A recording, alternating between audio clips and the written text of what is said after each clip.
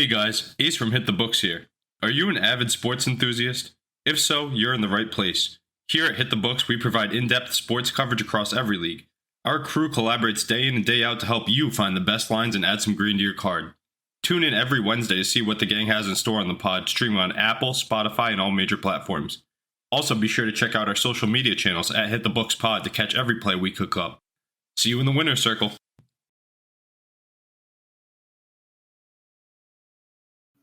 What's up, winners? Welcome back to another episode of 1-0 Podcast. I hope you're prepared for some pretty gross stuff, as usual. Are we liking winners? I think I like it better than calling you guys losers. I like it better than things, so I'm going to go with it for now. But since we're talking about winners, I happen to have two very special guests here today. You've heard us talking about them a lot, and I want to extend a very warm 1-0 welcome to Nisha and Buddha Badass, hosts of Hot Garbage Show True Crime Edition podcast. Welcome. Yes, thank you so much for having us. How's it going? Happy to be here. I am so happy to have you guys. I'm excited. This is going to be a fun-ass time, isn't it? Yes, I've heard about the stuff that she does. I've heard about this, and I've listened to him since he told me about it.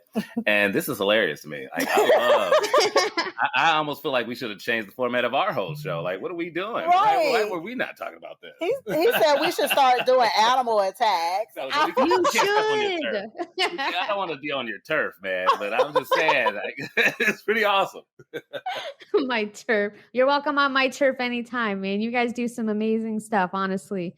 And anyone I have a lot of people that love you guys that tell me about you, and they're actually the people that got me to listen to you the first time. And you guys have some really good stuff. And I think we're going to have the most fun that we can have while talking about a really messed up death. All praise be. Thanks. Thank you. We can't wait to have you on our podcast because you're coming on our podcast soon, too. I'm excited. I am. I know. I was not going to spill the tea until you did, but I'm glad you did. That's right. I'm really excited for that. I can't wait. Oh, my God. I feel like a kid in a candy store for Christmas. I know, right? All those. Give it up. I love it. So before we get into our stuff, I want to have you guys talk a little bit about your show, why you started, all of that. Then we'll get into some fun little games that I have, not to stress, but your life depends on your answers. So. Okay. Oh, no. I hope you got your life insurance I'm together. probably going to die. I'm not going to lie. I have some crazy thoughts. So how did you guys get into podcasting? So actually, I'm obsessed with true crime, and Buddha is my bestest friend ever. And he's just along for the ride, because he was like, he supports me in anything I do, but we have the craziest stories and we have the craziest conversations. And then I was like, this should be a podcast, right? Actually started from work when we got banished from being able to talk to each other because we had these people laughing around us, and us laughing so hard that they actually banned us from sitting beside each other at work. And you was a supervisor. Yeah, I was a supervisor. That's how we met, is at work. And they literally said we could not sit next to each other no more. They was like, because we want to have a quiet day. Yeah, because we was in a call center, so you had to be professional. You can't have people laughing in the background, listening to what's going on and pausing their conversations.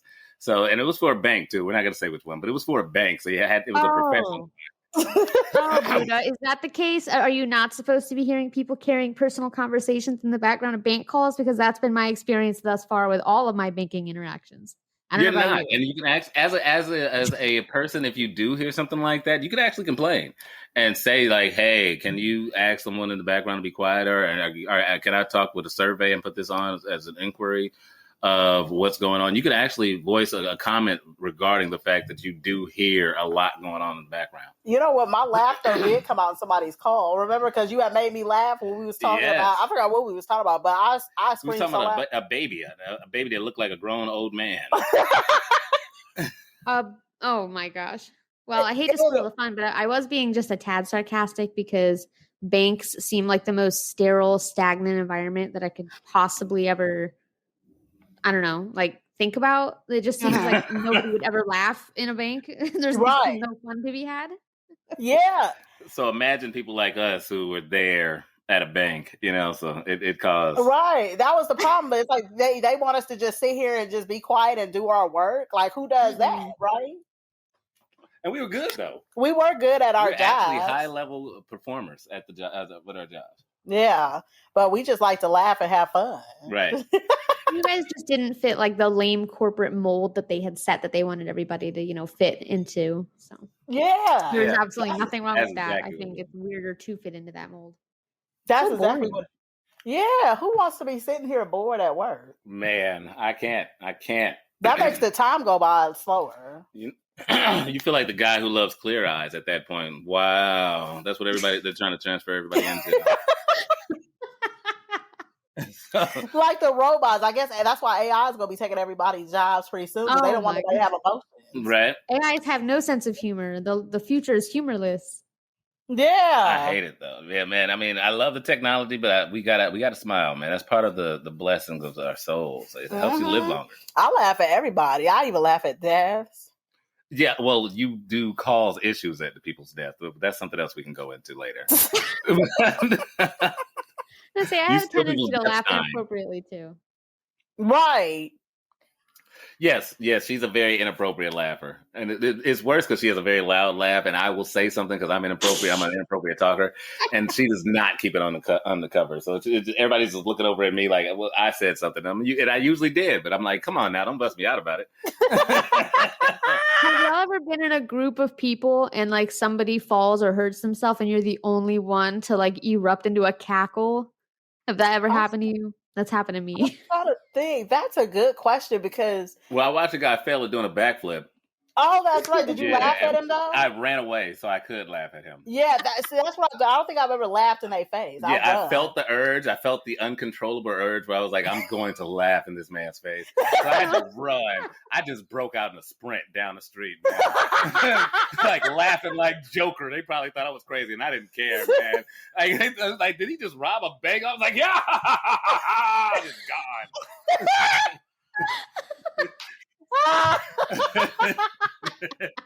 Because I just did not want to laugh at his face, but it was coming, man. It was going to happen. His laugh is funnier than the joke. I love it. Thank you. Oh my God, I love that. Right there. That's like an infectious laugh. Like you have to laugh, along with right? Everybody. Like whatever it is, that's funny. Oh, well, thank you. This episode's going to be interesting.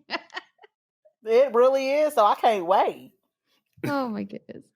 So I have a game I want to do. Oh wait, did you guys even finish talking about yourself? I'm so sorry. Oh no, it's fine. So we actually, Hot Garbage actually started from a Facebook Live show that we would always do where we would talk about crazy stuff. And then I was like, I got obsessed with true crime, and I said we need to turn this into a true crime podcast. That's why it's Hot Garbage True Crime Edition. Right. And we was also looking, because I remember bringing up the idea of we needed something where I felt like there was too many people doing the normal, everyday, modern news that we started to branch off into trying to find news that was not as modern, but, was big in the time that it was. Yeah. Yeah. I love that. Yeah, I think that's why we have that in common. Like we all find you guys find very unique cases that I've never heard of before. And I love that. I live for that shit. Like, Oh, yeah. Right? You kind of go back and Google it. That's what makes it kind of fun when you go back and be like, I didn't know that person even got killed. Yeah. like when we did the Jesse Anderson case, I didn't know somebody had got murdered with Dahmer. Did you know that? Right. Didn't even know. It's mind-blowing on a number of different episodes. It's really impressive. You guys just pull the little heard of ones, and that's what I like to do. So that's why I think I was like, we have that in common for sure, that we always kind of delve the depths of media to try to find these cases that people don't really talk about. And we do some ones that people do, but it's fun to kind of do a mix of both. So I like that. Yeah. I love that. Heck yeah. All right. My favorite game now. Ooh, a game. So I play this with all of my guests. Okay. And I call it red flag, green flag. Okay. And so for each of you, I'd like you to pick one thing about yourselves that someone would consider a red flag about you, and then something about you that someone would consider like a positive attribute, like a green flag. Okay. Is it physical, or like can it be mental or anything? It can be anything you want. Okay. What is it right now? We're thinking of it. And then do you want us to let you know when we mail it to me in a week if you could? No, right now, please. Right now, email you, send it to you. I'm sitting over here thinking, I was like, okay, I have my two. Okay, go ahead, hit us with it. Okay, so a negative thing about me is I like to be in control of everything. And then a positive though about me is that I have a very good work ethic. I view those both as positives, girl, but that's good. Oh, thank you. Yeah. Yeah, no, she's real. Yeah, I don't be playing around. Like, I'm talking about like work through like if somebody like I don't know like work through emergency type of okay, we got to get this done. Work through type. Sickness type of stuff. 12-hour shifts with no one telling you to. Yeah, I've those are the people you want around in an emergency, though. Mm-hmm. Oh yeah, no, I had an issue with a landlord, and she came through acting like she was my lawyer. It was awesome. Yeah, because I was not about to play with them. Man, so I mean, those people when they be like, "Oh, they take it a little too far." You love it when they're on your side doing it. You're like, "Hell yeah, get them!" That is loyalty. And tell them you want some documents. Yeah, I was like, let me see your documentation. Man, I love it. Did you like Google legal terms real quick before you did that? Actually, I didn't even Google. I didn't even think about that. I didn't Google any kind of legal terms at all. It was like the guy kind of just went with it just because I was just really professional. And that specific day, I had wore like a professional dress, which I had just got up and kind of threw something on, but it happened to have been my professional looking dress, so I really looked the part when I walked in there. Nice. So you came up with that on a whim. That's impressive. Thank you. That is a green flag, girl. Wow. What are yours, Buddha? Okay, so well, of course, Buddha is sarcastic. That is the red flag. That gets you in trouble. Oh my gosh, the stuff you done said to people. Oh man. Oh my God. So there's that. This man right here is the only man I know that will just randomly just get hated by somebody. Like literally, at one point, everybody hated him. No, not everyone, but I always have a hater. I have some person who hates my for no reason. Guys. It be for no reason too. Everybody will love me, and then there's somebody who just like wants me dead. Yeah, like, where you think all the people are connected? Like they tell each other and then carry on a legacy, or like they pass the torch. I'm telling you, it's like a hate Buddha badass club. They hang out as a cult at night, like sacrificing doves, stabbing them in the chest. I'm telling you, and they all rub it on their faces so they know with a bee on it, so you know we must kill Buddha. So it's true. When I meet them, I can tell you're part of the cult. I'll be like, oh yeah, you're in there. They put the bee over their eyes like Batman, so it looks like a mask. But I'm telling you, I'm like, yeah, you hate Buddha. I just know you hate me. And it happens someplace almost every job I've ever had, or where it's in a massive social gathering where I'm gonna have to be there for a week or two or a weekend. Almost everyone loves me, but there's someone there that wants me gone. Like they want to be off the face of the planet. It's insane. Well, what's your positive one? My positive is. You said that was my positive. Right. You know, I gave it back, man. You know. I believe I'm a loving family person. Like I'm a friend, family. I'm big on that. If you become my friend, you become my family. Like I don't really have any blood relative brothers. I have like 2 stepbrothers, but I have like 5 guys I call brother. Mm-hmm. You know, because I'm just that type of friend. I love hard. Yes, you do. You've been so good to me, Buddha. Well, thank you. That's a really good flag. Honestly, I don't think any of your guys' red flags are all that red, but I'm also toxic as hell. So, you know, take that with but that's awesome. Those are really good flags. I enjoyed that. That game's What are yours? You're not off the hook. What are your 2? Uh-oh. Oh my gosh, I have so many. My default one typically is that I have a really bad habit of inserting myself into situations that I don't need to be inserting myself into. And I feel like this stupid, I don't know. I just feel this like obligation to insert myself into situations thinking that I'm going to help. And I never help. I always make it so much worse. So that's probably And then my green flag is that I don't know. I just anything to do with animals. I would go to the end of the earth for any animal. I love them. Anything. My pets, like I would die for them. Oh, you and you have 2 cats, right? Sure. What's that? You have 2 cats, right? I do. I have 2 cats, 3 dogs, 2 lizards, and a hamster that I actually rescued. She is not playing. That I never brought up. Okay, you win on the animal loving spectrum. I have one dog, and my daughter keeps begging for another dog, and I'm like, I don't want another animal in the house. Girl, she's over here on some Green Acres is the place to be. Yeah, in retrospect, most of my animals are like 15 or going on it, so I've had them their whole life and most of my adult life. But nice. I was young and dumb and got a bunch of animals, and it's hard work. I don't recommend it. When they inevitably, when time comes for them, I won't be keeping the numbers where they're at. I'll definitely be No, you won't. Going down. But yeah, I can't do 3 dogs. Girl, I'm with you. I have a cat and a dog, and I hate them both. No, they love me for some reason. They stay jumping on my lap and getting petted for some reason. I mean, I have to pet them once they're there, but I do it with resentment in my mind. I love them. They can't help it. We domesticated them.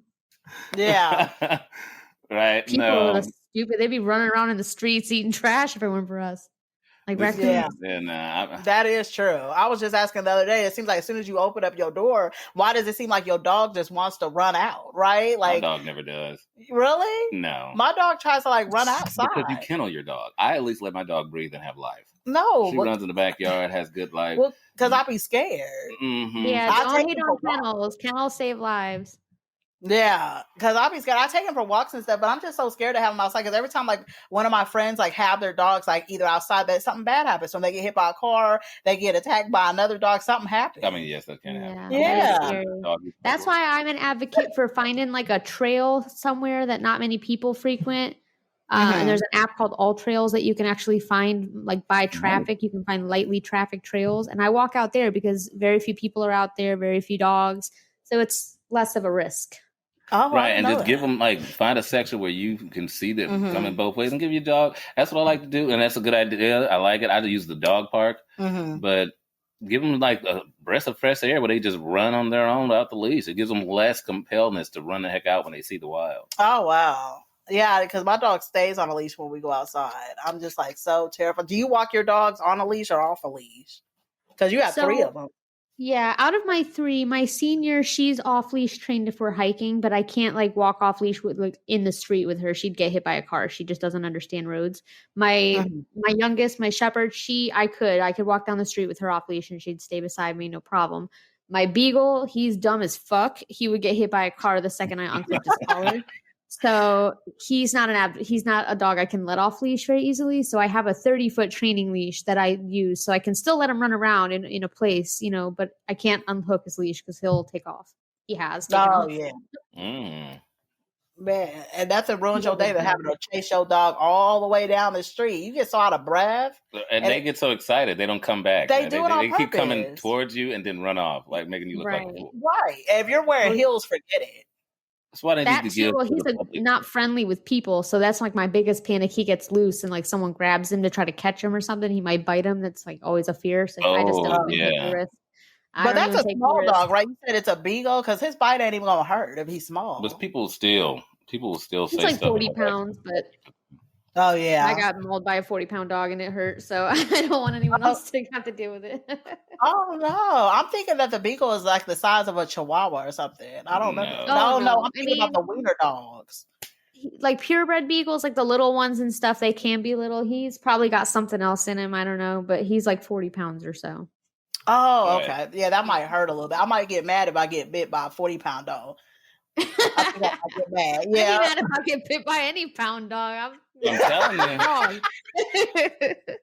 I've seen people get snipped at and they try and call a lawsuit. My dog would try to bite me during bath time, and I'm like, your bites don't even hurt. I'll be laughing when he be biting me. You're so silly. Whatever you're doing, he doesn't like it. Did you ever think about that? I have to give him a bath. Well, whatever you're doing. Whatever I'm doing in that bath. Because he's biting and attacking you. If you're biting your owner, that's desperate times right there. He's a chihuahua, and that's what they do. I heard a really cute joke. I know I'm drifting off topic here, but I heard this really cute joke or a meme or some shit like that. And it was there was a burning building and the chihuahua ran back in when he realized that there was a vet tech who hadn't been bitten yet. Oh, nice. That's funny. That sounds just like my dog, because my dog is Chihuahua and Poodle mix. So that's, they bite. It's such a poodle. That's Isn't that cute? Yeah, girl. Yes, that's a miniature poodle in some. Yeah. It's cute. I don't know, all dogs are adorable, but Yeah, they are. That was fun. You guys are a blast already, and we're 20 minutes in, and I'm already like crying, laughing. Yeah, time flies when you're having fun. 20 minutes already. I know. Wow. Especially when you get into the poodle talk. Yeah, right? Poodle talk. Oh, we could do a whole episode on just poodles alone. Yeah, we should. Yeah. All right, guys. Well, we're drifting away. We're not going to be a podcast about true crime and death anymore. So we're all about poodles. Episode 1. What color is your favorite? I think we get a lot of calls too. I honestly would, though. Yeah. There's a lot of poodle fans. There are, but like, how many episodes realistically can you make about poodles before you start running out of content? It's not like they're bringing new stuff to the table. I know, right? You know what I mean? Like, They had the same hairstyle since like the 70s. Those poodles, they have not changed it up. Yeah, they're like a high school principal that thought that it was hip and just never let go of that big ass rocking haircut. Just kept that high tower going, didn't you? Like, and that's what this poodle is. They get away with it though. No one says nothing to them, but they've been rocking that same hairstyle for a minute. For a minute, huh? For real. Oh my God. We are not going to do a poodle podcast, guys. I'm so sorry. I know I'm breaking a lot of hearts with that, but if someone else wants to hop on that bandwagon, by all means, you have my support. We'll tune in, guys. Right. Make sure we get our residuals, though, because we gave the idea. Exactly. Yeah, we're going to need that money. You have the large poodle. There's different poodles. I'm saying we, like I came up with it. We're going to need that money. Yeah. No, you part of this, too. You was here on the making. We have it on recording. Yeah. Oh, my gosh. Oh man, so much fun. I have to convince myself that we're doing a podcast episode here and get myself back on track because I could go on forever, honestly. Oh, okay. Oh my gosh. Where was I? Oh yeah, we were talking about where we hadn't yet, but I'm going to talk about our question of the week from our last episode real quick and knock it out of the way because we had some funny answers to that. So the question was, your life depends on the competency of your coworkers. What are your, are you living or are you dying? What's your fate? So we had some really funny ones to this. I'm going to go through and kind of read them. We had Brutal, Bizarre, Boozy, and they're comprised of Jane and Declan that run that podcast. So Jane said she has no coworkers, so she's screwed. Declan has some solid coworkers that might be good for help, so they're half dead. Oh, yeah. Oh, they're awesome. I love their podcast, too. Yeah. I Shout know. out They're to them. great. Love them. Miss Spooky Obsessed, Vicky, she said she's surrounded by a lot of people and every single one is pretty selfish. So her fate, she's the weakest link. She'll be the first to die in whatever case. Wow. This is real. Ghost Vexer's Paranormal said, yeah, I think I'd die. A Hiker said, oh, I think I'd be okay. I have a good chance of survival. It's good. Which with all the gifts said, oh, no, that was a response to that. So I'm not going to read that because it doesn't make any sense. Hold on. So I have it on Instagram when there's a thread and multiple comments. Yeah. Crime Scenes and Cupcakes said, I'm a dead woman.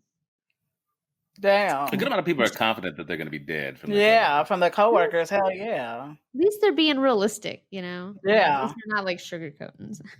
Crime and Spirits Pod said, crushed under all the weight I carry every day for everybody else.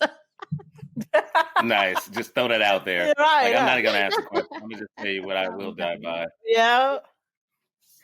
The Conversation Cabin said, being that I'm the top agent out of 5 different teams and my average sales statistics are 3 times more than the person coming in second, I think I'll just rely on myself to get her done and stay alive. I see what you did there with putting our tag in there. I see it. And I also see that, yes, you are the person that will be killed by your coworkers. But most likely, you're the one voted for that. Yeah. Just the way, I can tell by just the way you wrote that. Because they seem to adore you. Yeah, right? And then we have Witch with All the Gifts who said, only one would keep me safe. If they called out, she's fucked. Oh, wow. That was an interesting question, though. Yeah, what are your guys' answers? I think for me, like, I'm by myself, so I think I'll be fine because I'm very confident. with all my, and Buddha too. And since we do the podcast together, we're very competent. So I think we would live. Right? That's a good I'm point. confident. I What would do you think? probably, I would die for sure.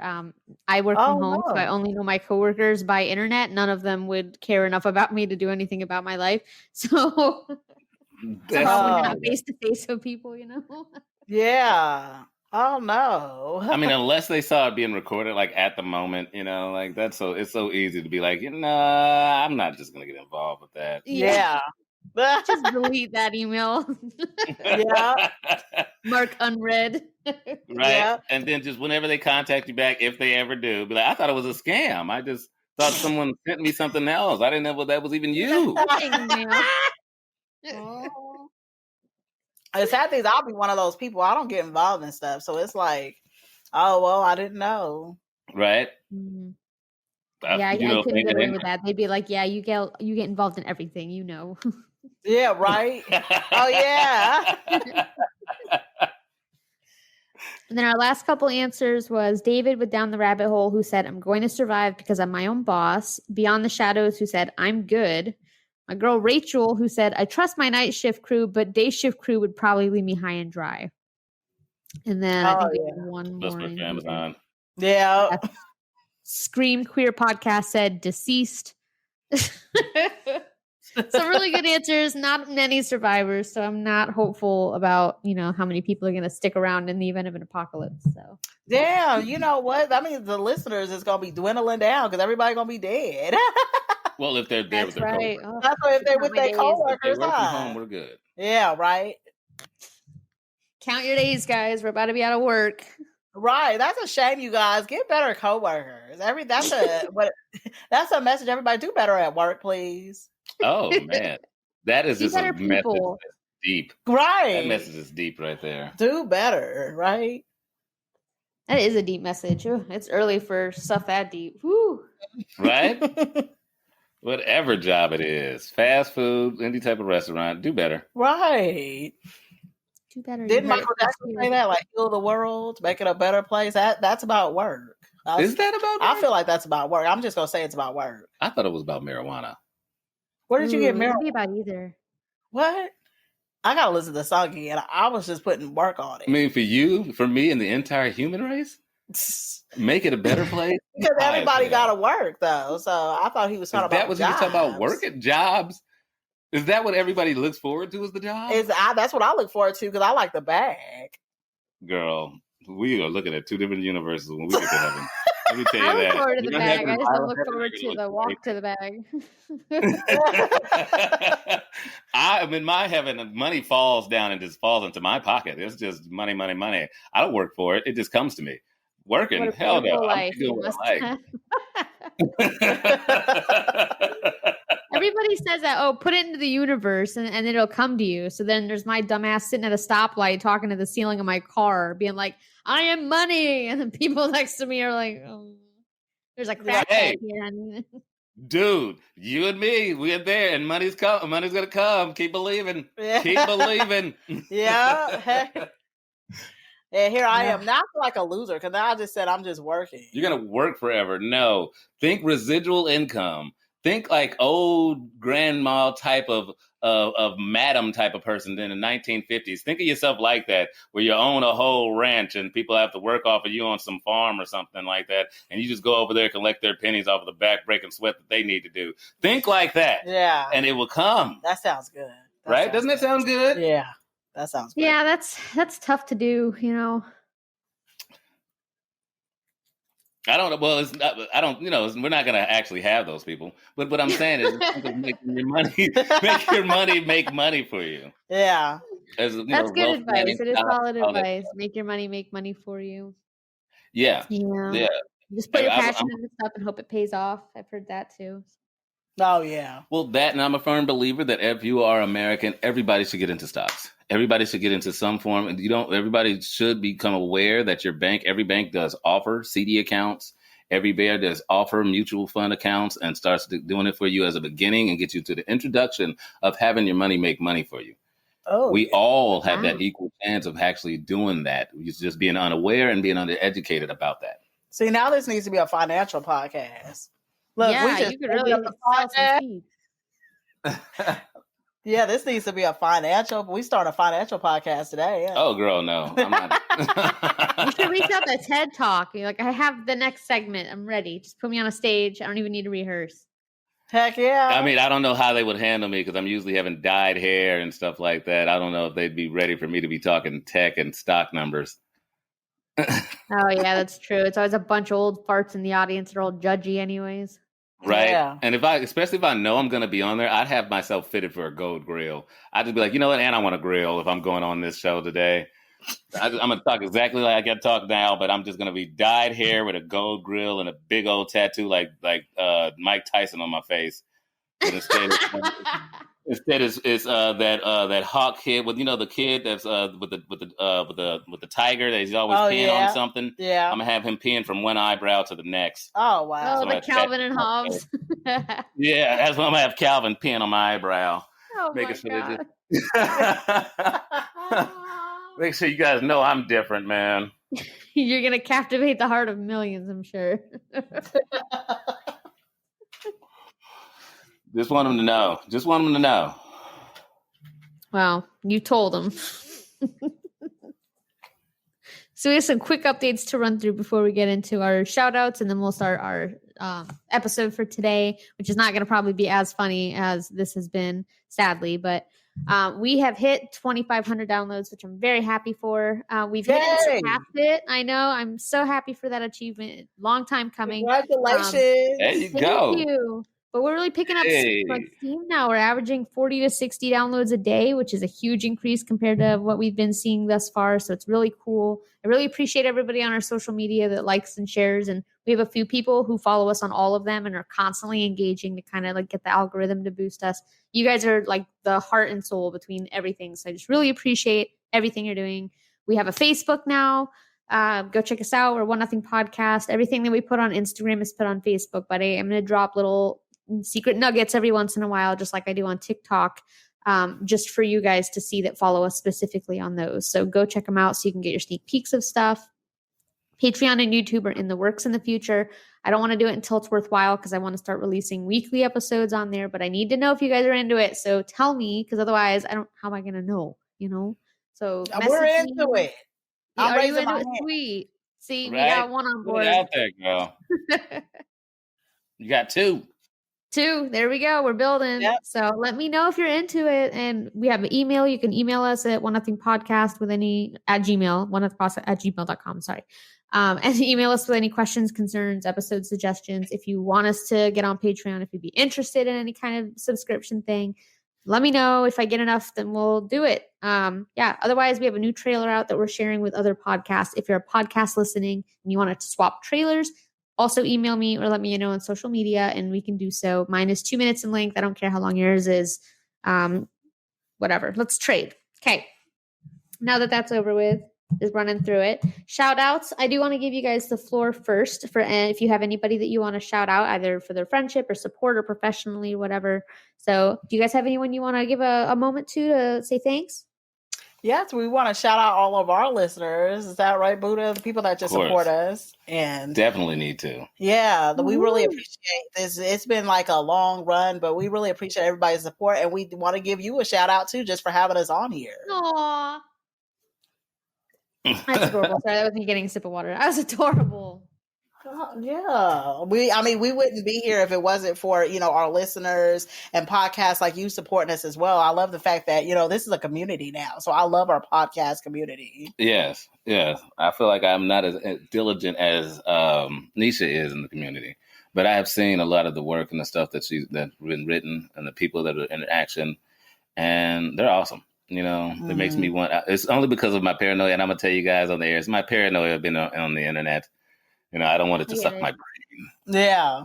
So, hey, that's one of the reasons why, I appreciate them so much, though. I feel like they're brave souls. And we love our listeners and our supporters. Thank you so much, you guys. Do you have anybody else you want to shout out before we get into this? I did want to give a shout out to a person named Lisa Fry. Pain to Purpose is the business in which she has sponsored and started and it is doing things like sponsoring Junior Olympics and kids and homeless shelters. I work with the same company, but I just wanted to give a shout out to somebody who I felt like gave a good start to me and others. That's awesome. Aw, that's sweet.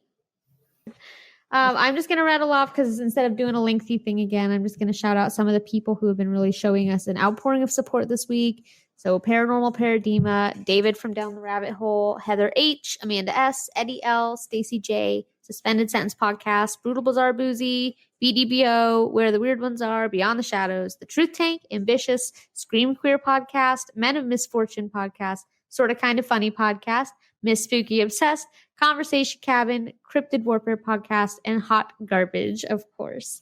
So thank you. And I've listened to some of those podcasts. Those are some awesome podcasts. You know what? I think we need to start doing what she's doing because she's too cool for that, and us being on the list. So I think you said it before that we need to shout out to our listeners and say maybe some names or something. I just complained it would take too long, but you know what? Let's do it. Let's give some love, man, because I felt special. I just felt special. That's sweet. Yeah, it does take a while. I used to do a much longer spiel and I got similar feedback. So I try to cut it down. But these people really go, like you yourselves included, you guys are like, you're always liking our stuff and interacting with us. And that stuff really counts. Like podcasting, you can't really do it without a social media presence, as I've learned. And it's really hard to build a social media presence on when all your friends are just other podcasts. So instead of just doing our own thing and ignoring and not helping each other grow, all of you guys are doing that for me and I want to do it back. So that's my appreciation. If there's people who don't like it, I'm sorry. That's okay. You can skip forward. That's why we're in this world of technology with fast forward buttons. So. Right.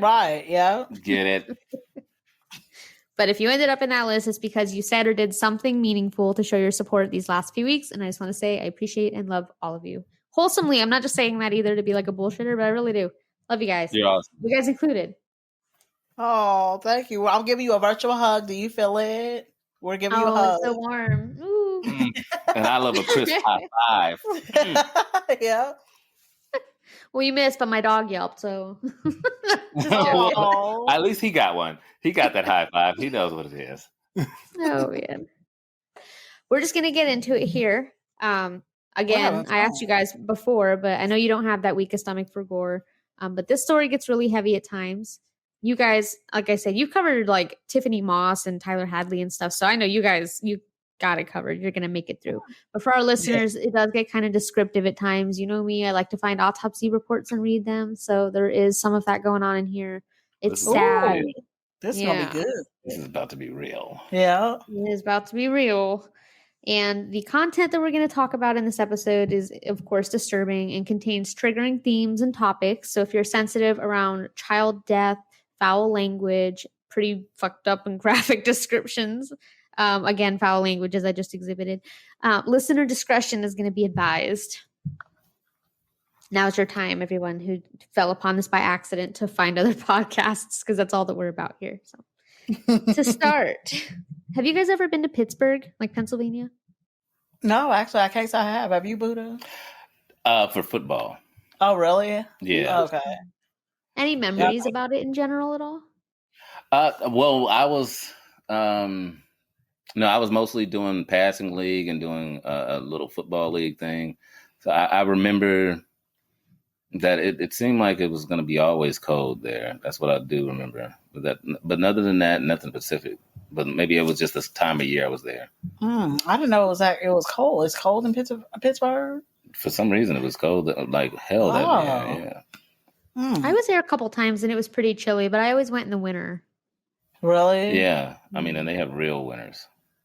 Do they have good food there? What's their dish that they know? Everything closed at 9. I couldn't tell you. Everything was always shut down by the time we got there. Oh, it's one of those kind of cities. I ain't going there. Everything's shutting down at 9. I can't do it. Everything I went to. Hell no. But yeah, no, my experience was very limited. Yeah. So this case must take place in Pittsburgh. It does. It starts in Allegheny County. I'm probably pronouncing that wrong. But that's just essentially within like the Pittsburgh general area. And we're not going back super far for this story. We're only going to January 21st of 2010. We're going to a blustery little winter day. And we have two people, Jason and Elizabeth Derkosh. Any names ringing bells yet? I've never heard this case. I can't believe it's a case I never heard of before. I went to high school with a guy named Jason, though. This might be him. Maybe. You never know. Did he get married in Pittsburgh and have some tragedies happen? Right? I gotta look it up on Facebook and see, man. Maybe he got married, moved out there, got killed by a barracuda or some shit. A barracuda. Well, Jace, I'm excited that you haven't heard of the names because that means that you might not know much about this. And I'm pumped for that because I always love getting your natural reactions to like hearing this for the first time. So that just makes me all the more excited. Jason and Elizabeth Derkosh are welcoming an adorable baby boy into the world on this January 21st of 2010. This day is, of course, like any other, long awaited. Their newborn son was their first and only child. So with beaming smiles, bursting little hearts, the couple choose the perfect name for their little baby in their opinion, and they name him Maddox Derkosh. Still any bells yet? I love the name Maddox. I love that name. That's powerful. Man. That's a man right there. Yeah. Maddox. He's destined to be rich. Maddox, what did you say the last name? Derkosh? That's a rich name. That's an action hero name. Maddox Derkosh. And he is a cute little guy. Derkosh. Sure. Oh God, yes. I'd watch his movie. That's like he could be he could have been in John Wick before Keanu Reeves. Imagine Maddox Derkosh in John Wick. That's dope. He's kicking ass. Yeah, that's dope. That's dope. Actually, I'm changing all my character video games name to Maddox now. That is just too good. I actually like that a lot. You'll see why. But I like that a lot.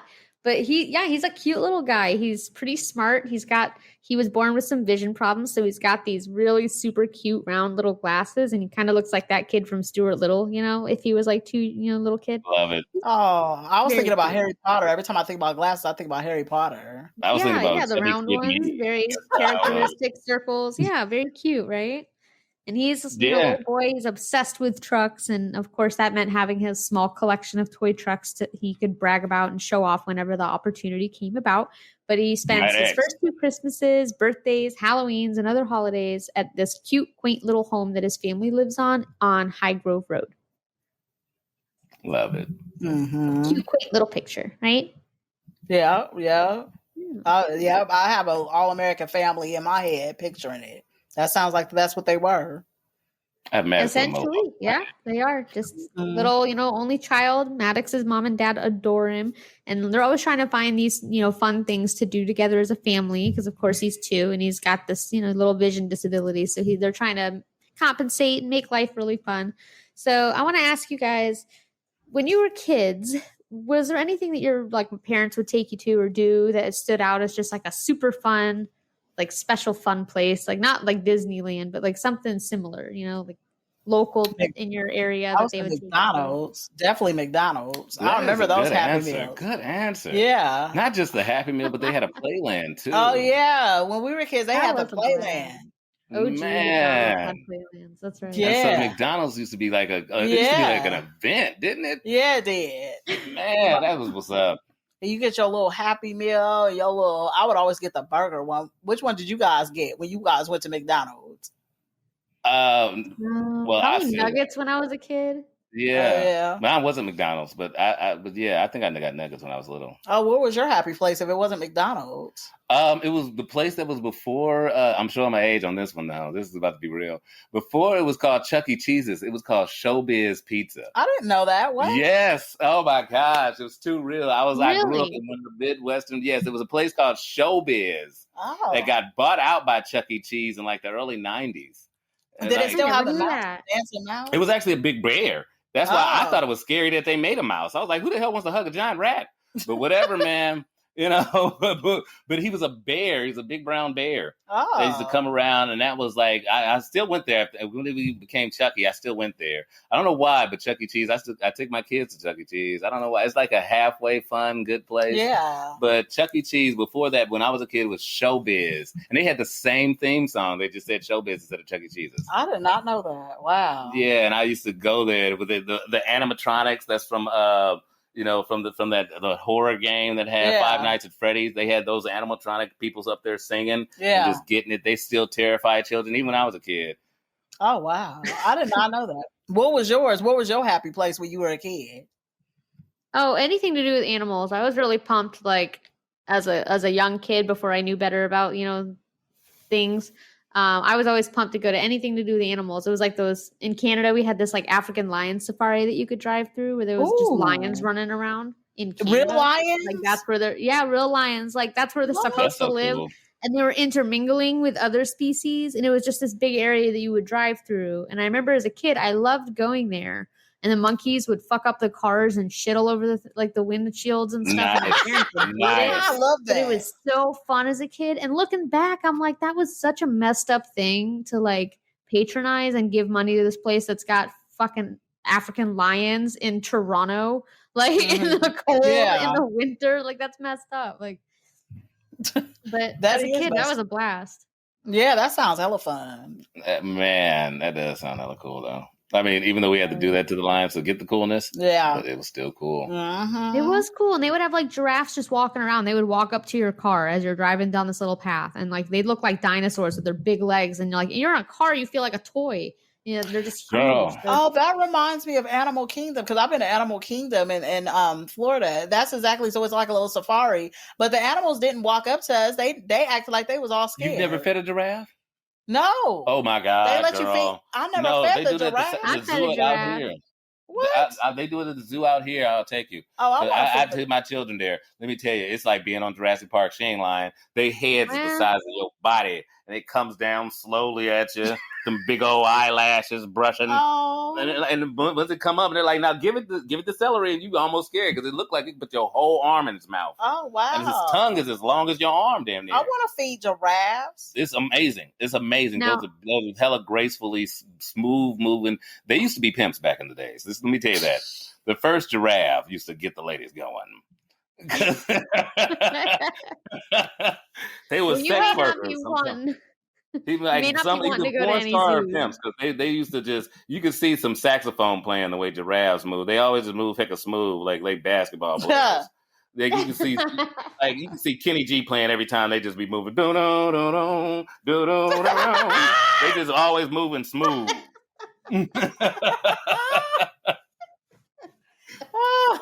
Well, I don't know if you're gonna want to go to any zoos after this episode. Just putting that out there, but damn. Don't kill the zoo for me now. Oh man, it's about to get real. But yeah, for a lot of like young families with young kids, one place that they do want to go is they go to the zoo, just like you said. And there's this at the local zoo here where Maddox and Elizabeth and Jason live. There's happens to be something called a zoo school. And it was a program that was specifically designed to provide conservation education to young children. And so she signs them up. She's all excited. And November 4th, 2012, at 9:45 a.m., Elizabeth and Jason and Maddox, who's 2 now, stroll through the front doors of the Pittsburgh Zoo and Aquarium. You guys ever been? I know you've only been to Pittsburgh a handful of times, but were you ever at the zoo there, Buddha? No. Yeah, it was one time, and no, I did not. Didn't think so, but just in case. So they go through the zoo, and a short while later, the class ends, and the family begins wandering through the zoo, stopping at many of the different animal attractions. And, they go to the lion habitat. And I'm sorry, can I ask you a question real quick? I apologize. Absolutely. That's what, because I'm visualizing it, because you said they went to the zoo, but it was a school. So is it like teaching them about the animals or something?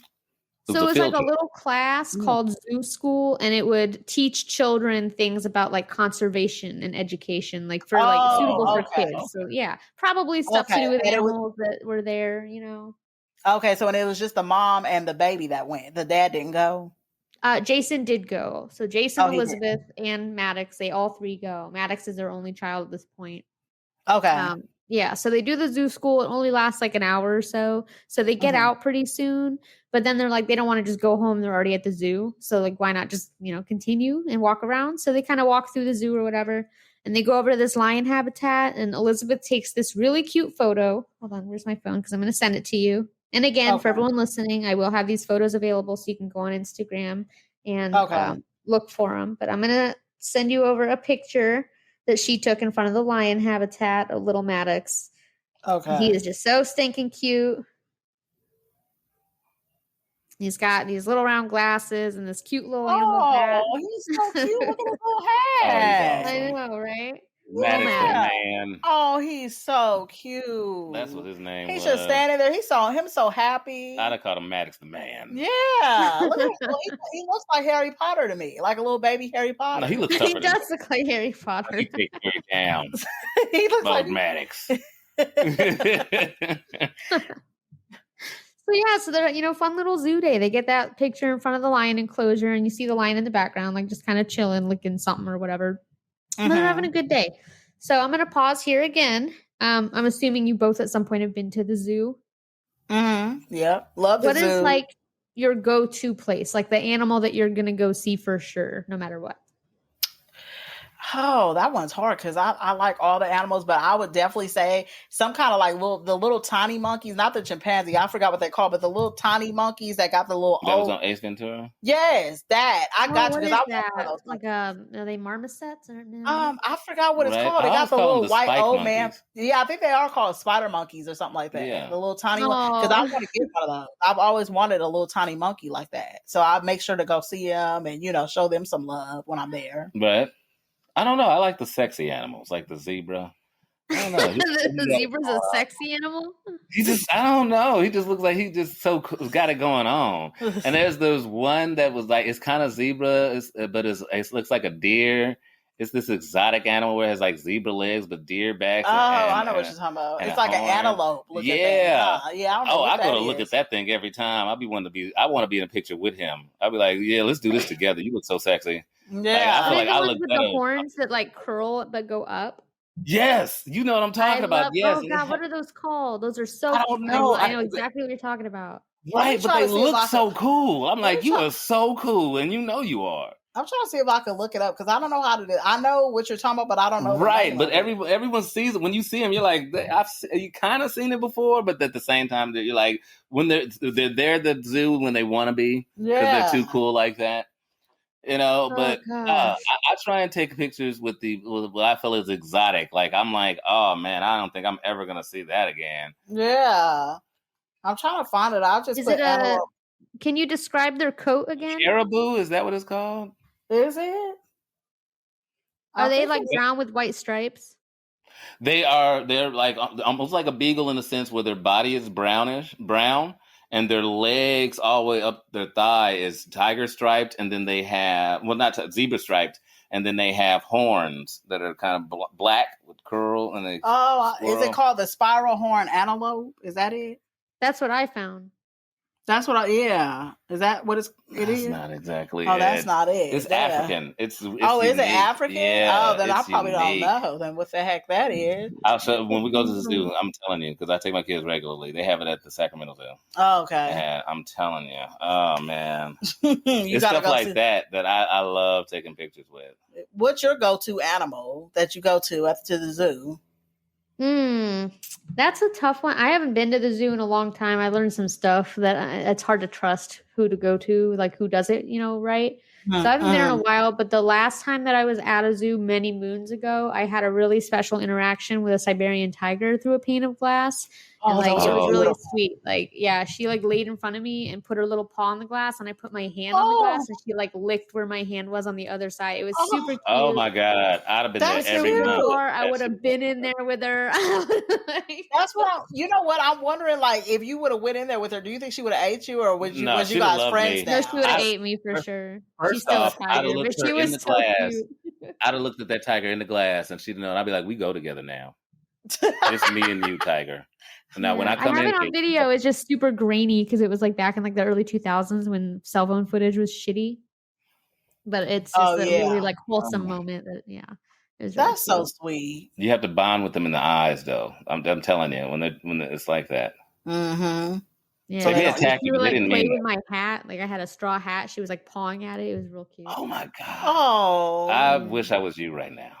That's so. It was a very special moment. Yeah, so it'd probably be the tiger if I was at a zoo and I could pick any animal. It's gonna be a tiger or any like African carnivore. Oh, that's awesome. Yeah. Right. Like hippo. Well, I don't know if hippos aren't carnivores, but they're really messed up. But I'd still see like I don't know, maybe not like close up, but hippos would be cool to see too. Yeah. Yeah. No, I have a brother-in-law that loves hippos. He calls the hippos the gangsters of the wild. The Gexes of I didn't know. He put me onto some facts where he said hippos kill more people than lions and I didn't know alligators. that. Yeah, you told me that, and I didn't believe it. Right, I didn't believe it either until he made me Google it, and I was like, "This is crazy. Hippos are killing people." How the fuck does hippos kill people? Like, because I don't understand how they kill people. All they do is just be swimming. So what the fuck? Number one, they're huge. I mean, when you put this stuff together, they're huge. I'll laugh at somebody that gets killed by a hippo, because who the fuck gets killed? No, I heard they move up to 30 miles an hour. Who the hell gets killed by a damn hippo? Like what? No, if you think about an animal that weighs a ton, that moves 30 miles an hour, those two things combined are already killing you. And then it has tusks that are almost a half a foot long to a foot long. This thing is killing things. If it wanted to, you're messing me with your hippo knowledge right now, my guy. Let me tell you. Girl, I Googled it. I did not believe until. I'm like, but more than lions, though? That's wild. Apparently they're extremely aggressive.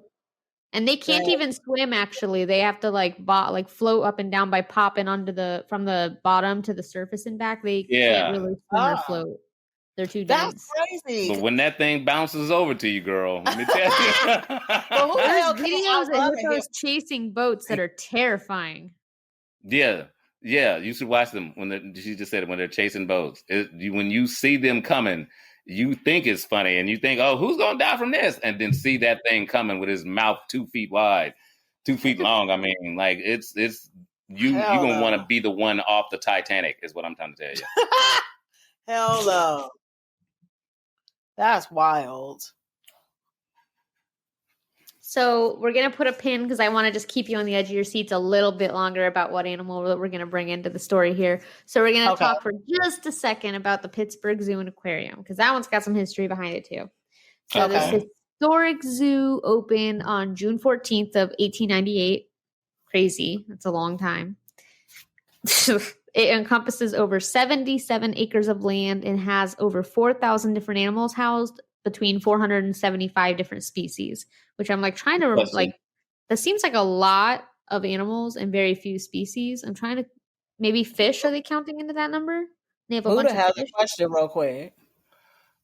Question is you said it in a tone that was built in this time period, as if it was a negative annotation. I'm very not zoo aware and conscious of that. Should zoos not be really old?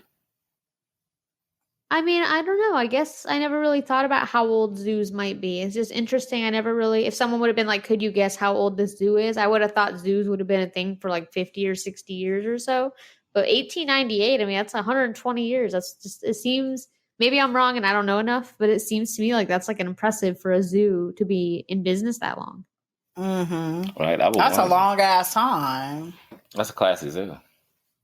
Mm-hmm. Well, it wasn't back then, but it is now. Yeah. They had to start somewhere. Was that? They had to start somewhere. Yeah, I guess that's true. Everybody starts somewhere. It's like planks of wood and then they build up. Yeah, you're right. See, it's a positive attitude. That's what brings you the money. At one point, the zoo was accredited by the AZA, which is the Association of Zoos and Aquariums. Due to differences in opinions about the way that they were handling their elephants, they did lose their membership in 2015, which is 3 years from where our story takes place. So it's not really relevant, but I just thought it was kind of interesting that they were accredited for all this time. The first record of any fatality happening at the zoo was on November 19th of 2002, and it was actually a keeper named Mike Gaddy, and he was an elephant keeper. He was crushed and killed while trying to move an elephant to a different area of the exhibit. So I don't know if that's what the AZA was like basing their move off of by dropping their like association. I don't know. You kind of drop the ball on that because it's like 13 years too late, but I don't know. Apart from this momentary hiccup, the zoo carries on doing pretty well throughout the years. They continue to enhance and improve zoo conditions from their opening. Renovations are done several times throughout the years, and even to this day, they're still ongoing in parts. They're always working on different, habitats and stuff. So we have a general idea of this zoo. They seem to be doing okay, at least in, oh my gosh, a rude motorcyclist just passed. They seem to be doing okay until at least this time in 2012. Nobody's died in a while, so we're going to go ahead and chalk that up to a win, November 4th, 2012. A lot more deaths to zoos, honestly, me personally. Yeah, I mean, well, Not really. I mean, because it has to be on a fluke, like something accidentally gets out of its cage or something, you know? Right. But I'm just saying, I don't know. I just still think they're animals, you know. They want to be wild. They want to feel the urge of a hunt every once in a while. Yeah. I would think That's the people right. Who's feeding the lions? That's what I was going to say. I would never. I was just going to say, I think the people that work there probably would be in danger because I would be scared. That's what I'm saying. Yeah. I don't think they go in there and feed. Don't they have like a hole that they just drop the food into? That's exactly, because I wouldn't even want my smell on the meat that you give the lion. Yeah. Don't you let him get used to smelling me while he eats. Yeah, right. Because what? Who's going in there? I don't think anybody. I'm not ever going close to that thing, because if he smells me on his meat and then I walk past the cage and he dives at the front of that cage, and I'll be like, see, this is what I'm talking about. You guys set me up to get killed by Mufasa. But then that's kind of fucked up. That's fucked up though, because if you think about it, they always get their food through a hole, so they don't never have no kind of love or nothing from nobody. That's sad. Well, I think lions want more the hunt. They don't really want love from us, but they want to hunt. Yeah. So that's probably true. Mm-hmm. Then you have people at some zoos that have like feeding displays to like get people to like come to the exhibit, you know, for feeding time and stuff. I've seen videos of people feeding lions through chain link fences with tongs, like barbecue tongs, like feeding them chunks of meat. Oh, wow. See, I would do that, but I think I'll be scared that somehow its tooth would like nick my hand. I don't know. I'll be thinking about weird stuff. Tongs. You feed it with barbecue tongs. Oh, the long ones, huh? Yeah. So I'm good. I would do that. I would feed the That would does you? sound fun. Yeah, that sounds fun. I would do that. I'd still be nervous when they get like one chance to nab a finger or something. You're losing that finger. I mean, they're taking it. Right. Terrifying. That reminds me of the episode. Did you watch Tiger King, you guys? Yes, yeah, of course. The first season or whatever, Yeah, that dude got his whole arm ripped off. That was wild. I was like, oh my gosh. He was just laying there screaming. Yeah. That's my worst fear. I mean, that's why you don't live with them. Yeah. You don't do stuff like that. Good God. These are the reasons why, you know, they should have their environment. Definitely. That's why I'm like, I don't even want to be consistently feeding them, because they're predators. And that's part of what they want to be. The same reason why sharks couldn't stay in captivity. Yeah. I don't believe that lions should really be ever put into captivity. Mm-hmm. That's just my belief. Mm-hmm. No, I agree with that 100%. Creature. Yeah. Unless they're like sick and you're rehabilitating them. But like, I don't know. I feel like whenever you start getting a profit out of something to do with an animal, that animal never wins. It always ends in us like pushing it too far and exploiting them in some way. And, you know, money that should be going towards them doesn't. It always ends up that way, I feel like. So I'm very much agreeing with that. It's hard. Mm-hmm. Yeah, that was deep, but yes. Yeah. That does happen. Yeah, but lions are one animal. I agree. Many animals shouldn't be in zoos, but especially lions. Like the territory they roam and stuff in the wild, just not fair. Right. When you hear their actual roaming territories, because I love National Geographic and stuff like that and Discovery Channel, when you hear that they need like 5 miles and you have them in a habitat, even if it's the size of a football field, it's not enough. Yeah. Right. So where they don't need to be in that. You need to go to a safari and get in a Jeep and hope they don't attack you in that bulletproof Jeep. Yeah. But that's what I prefer to do. Because then it's like if you enter the zoo, you're in the cage, you know? Yeah, that should not happen to those type of animals. Yeah. Penguins too, because they actually have a good amount of territory they need to travel. Mm-hmm. Yeah, that's right. I always forget about penguins when I'm thinking about zoos. But yeah, they do travel a lot. And they're stuck in those tiny little things. Yeah. Mm-hmm. Free the animals, man. Not all of them. You know, cage them up and show them to me. But the ones that can handle it. Cage them up and show them to me. They want to be free, but I want to see them. Fuck it. When I pay it, I want to come see it. Make sure I come and see my tarantula now, damn it. I don't want to walk in the woods to find this tarantula because I'm not going to do it. If that's this the case, I'm never going to living his whole life in a cage so that once every 3 years you can go see it for 10 minutes. There you go. The tarantula's fine. He looks like he's whooping something in when he comes in there, a mouse or whatever, a fly. He's fine. Oh my gosh. That's so hysterical. Good times at the zoo, or maybe not so good times, you know? Right. They're good times. They are good times. Well, it wasn't that good of a time on November 4th, 2012, sad to say. But no. So Elizabeth and Jason and Maddox having a fun little zoo day. They're strolling around, checking out the different exhibits, and they walk up to each one. Maddox is like, he has a hard time seeing. He has bad eyesight, and he's got those ginormous glasses. So his mom's really trying to make an effort so he can see these animals and like make it like a really fun, interactive time for him. It's hard to see them from afar. So they walk up to this particular exhibit, and it's the exhibit for painted African wild dogs. And do either of you guys know anything about painted African dogs? Oh yeah. No, I've never heard of that before. Painted African dogs. Yes. So it's like a wild dog. That's what it is. Yeah. They're a wild they're not as hybrid big of as the wolves. canid. Yeah, Google them and look. They're really cool looking. They're really beautiful dogs, actually. Really orange beautiful and dogs. black I love them. White. Comes in a pack of usually about between 15 to 50. They can get really big. I'm guessing you can't have these for pets, though. No, they're not able to be domesticated. Yeah, that's one of the reasons why I love them, though. Oh. The beauty of that, that's one of the things you don't need to put in a cage ever. Oh, they're pretty. Right, and they don't get heckin' big pretty. either. But they're like those creatures that you see on Jurassic Park, though. Yeah. Those little creatures that eat, like 50 of them get together and they eat a man. Oh, those are the African wild Oh dogs. my gosh, this picture, they look ferocious, though. I wouldn't Yeah, even want to have if them a for pack pet. of them run up on you, though, Yeah. you're in trouble. They're effective hunters for sure. But I'm really pumped that Buddha, that you know a little bit about them. And that's okay that you don't, Nisha. That's all right. I didn't really know a lot about anything, other than how cool they were until doing the research for this. But I'm going to geek you guys out with some biology because you know me with animal episodes. That's what I got to do. Yeah. They're just cool. Love it. Yeah, hit us Yeah. with it. It's the type of stuff I love, actually.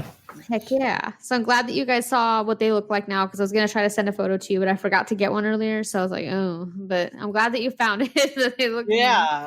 They're So is cute, this but like- I feel like something bad's about to happen. Yeah. Well, like just based on what you saw, just looking it up, like if this is an animal you saw running loose in the street, are you going to try to like approach it to like a here? come No, kitty, I'm let me gonna see be it? so Yes, you scared. would, Nisha. Yes, you would. Because of its size and its color, and its big old ears, you would walk up on this dog if you saw it walking down the street. I'll be like, is it lost? Does it need to find You'd its be like, home? what's a little puppy? And he had big old eyes, but they have big old eyes. Do you have a collar? Right? That'd be me. You would think it was a lost Pokemon. They look like Pokemon, actually. That's a good descriptor. But yeah, typically you would not want to, approach one of them if you saw they don't look like typical dogs. They stand out as being like, oh, that's like a wild animal for sure. And they go by many, many names. Some call them Cape hunting dogs. They go by African wild dogs, painted hunting dog, lichen, all these different names. But it's the same dog, just many different names. I like to call them painted dogs because that's what they kind of look like. And that's the hint for my last episode was Sherwin Williams with an attitude. That's kind of what like they are. They just look painted like splotches. And I also like this name because researchers have found that the term wild dog lends to negative perceptions, and painted dog seems to not do that. So I'm going to refer to them as that so that anybody who's just now learning about them can have their first introduction of them being positive. So think of them as painted dogs. Okay. And they're so cute. I just love them. Plus it's fun. So do you with whatever you want to call them, but painted dogs is fun. Their Latin name is, I'm going to mispronounce this completely, but Lycaon pictus, and they are native to sub-Saharan Africa. They're the largest member of the wild canine family and the only living species of their genus, which is that Lycaon. I can't pronounce that. They're distinguished from other canids by their dental structure, which they have evolved to compensate for a highly carnivorous diet. So unlike typical domestic dogs that have like a more of an omnivorous diet, the majority of the food they're eating is meat and some kind of meat. They do typically live to be around 11 years old or so, and they have an 80% success rate with hunting, which is really insanely impressive compared to the rough average of most predators, which is like 30 to 40, sometimes 50%. Like 80 is pretty. That's 1 in 5 is getting away. That's pretty messed up. I'm pretty sure the lions are 10%. Damn, so that's hella high. They are. They have really low, which is surprising because they cooperate so well. But yeah, they are really low. I saw that. Weird. I didn't realize it was so low for lions. That's wild. I love those shows, man. I love nature. I'm excited that you know stuff about them. This is a lot more fun. Like, I don't know murder, but oddly enough, I do hours and hours upon nature. I love that. Me too. I always say like an endless wealth of useless animal knowledge. Like if you stuck me in animal trivia, I'd probably do really well. But any other I'm just not. I won't win. I won't pass. I'm just not anything else. So these dogs, their numbers are being decimated, sadly, compared, decades and decades ago, centuries even. There's now only 6,000 individuals across 39 subpopulations across different parts of Africa. They're constantly being threatened by humans and spread of disease, but mostly humans. Habitat destruction plays a role, the never-ending onslaught of terrible that humans bring to any wild space. So needless to say, these are really cool dogs. They have been on the IUCN Red List, marked as endangered since 1990. So that's depressing, but, they're not your average Cliffords, so people kill them because they're not like cute little dog. Well, even cute little dogs people kill, so I can't even say that. So I'll take that back because we even kill cute little dogs. But these are the most ruthless predators of the animal kingdom, and they have this one problem that is mainly that they have so much competition for their prey and so many animals that are bigger and tougher than them that can kill them really easily. And so other predators in Africa, they're always keeping an eye on these dogs, and like whatever food they're able to get, they're stealing it because they're easy to run off. They can overpower them, and then it's easier for them to do the work and then just take it. So they've kind of evolved, like evolution does, to kind of find a fix for this. So they gave these dogs the power of this carefully designed jaw, and the power of essentially evisceration. So they're pack hunters, and every single element that they have is designed to kill. Unlike domestic dogs and other canines, they don't have the first digit on their front feet. So it allows them to run far greater distances and turn easier. And their premolar teeth on their in their jaw, it's the second largest relative to body size of any living carnivore. And they only come second to spotted hyenas. So still kind of in the family. So really big teeth relative to their size.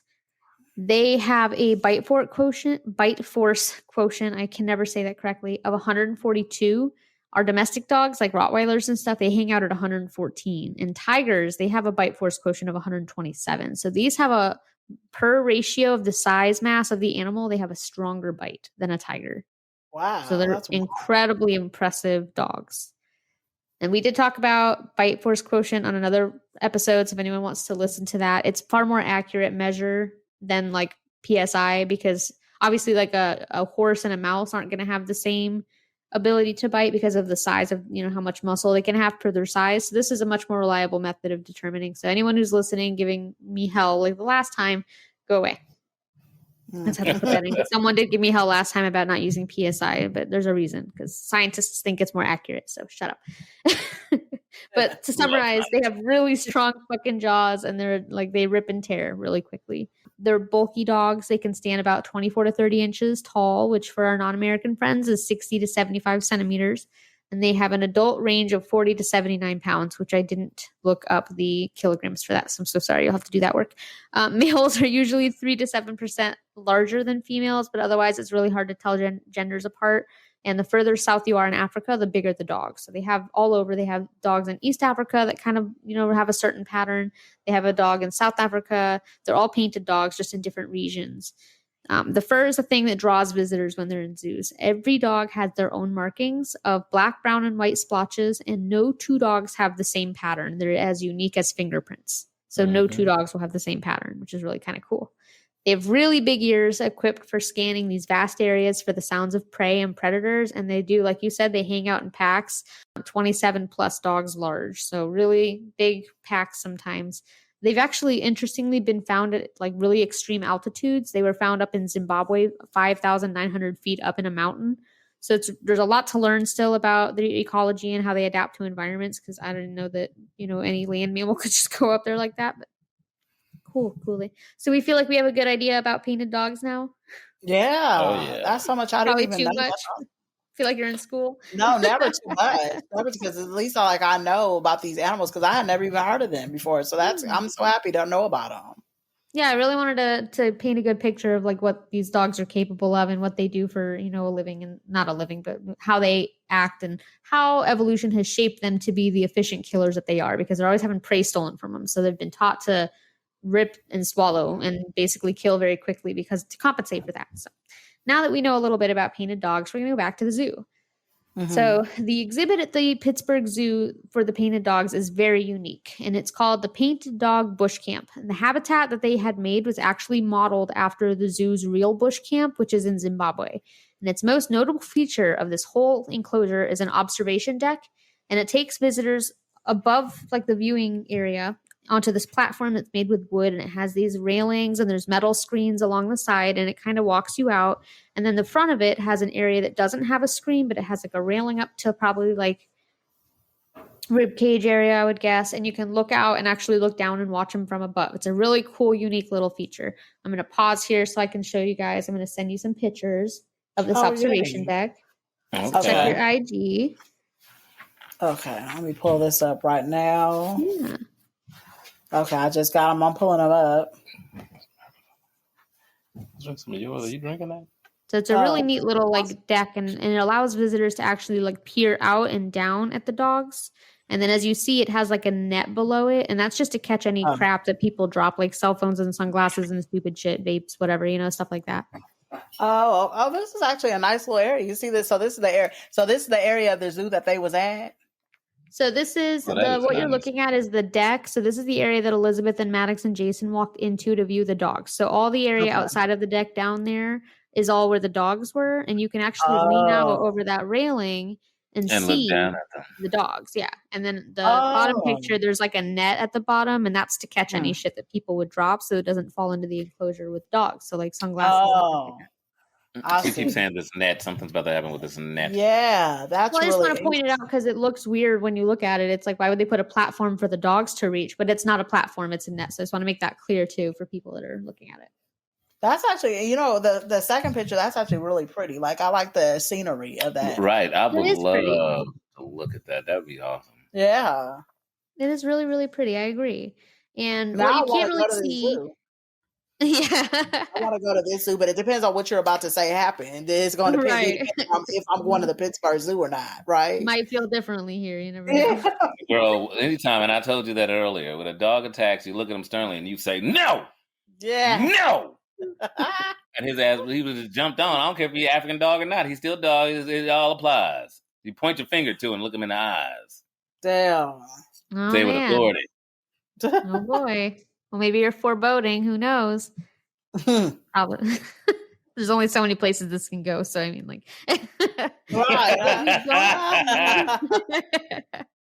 What you don't see in those pictures is that it's littered with caution signs. And maybe if you zoomed in, you could see. I didn't bother to zoom in. But, like, there's signs all over the place warning you. Like, this is not enclosed. You, like, don't fucking fall out and be dumb. Basically. That's So... But this is just a really cool feature. And honestly, if I were at a zoo and it had this, I would stand there all day. I'd be pumped. Like an unguarded viewing to the dogs where like they can look up at you and you don't have any glass or anything. That'd be thrilling. Like I would love that. That'd be really neat. But of course, people are stupid. But so the zoo first opens this exhibit in 2006. And for the 6 years leading up to this, it had undergone and passed 35 separate inspections by the USDA. And it only ever had one black mark on the record ever. And it was a really small incident where like a couple dogs escaped a part of the enclosure and like escaped into a different part of the enclosure. The dogs were contained. Nobody was hurt. Everything was fine. Like that was the only black mark throughout the whole 6 years of these dogs being at the zoo. Nothing wrong. Despite this, open area here. Nothing wrong. These are extremely intelligent dogs. Mm-hmm. Yeah. So Elizabeth and Jason and Matt, what? I said they're extremely intelligent. They're like raptors. Well, my spirit animal is a hyena, so that's one of the reasons why I study. I'll get them out of this stuff. Oh yeah, hyenas are pretty scary too. But I don't know. I'd rather deal with a hyena than one of these. I think. I don't think any of them are scary. They are who they are, and I don't like killers. I don't think they're great killers. They're hunters. Well, let's go ahead. No, it's not like scary. Like I think they're amazing, but like I wouldn't want to be with one without any kind of like way to defend myself. Oh yeah, right. Hell no. Even though I heard of a guy who actually one of the few people because they haven't been able to be domesticated either. But if he calls himself the hyena whisperer, and he actually kisses them on the mouth. Oh no, it's crazy! What the fuck?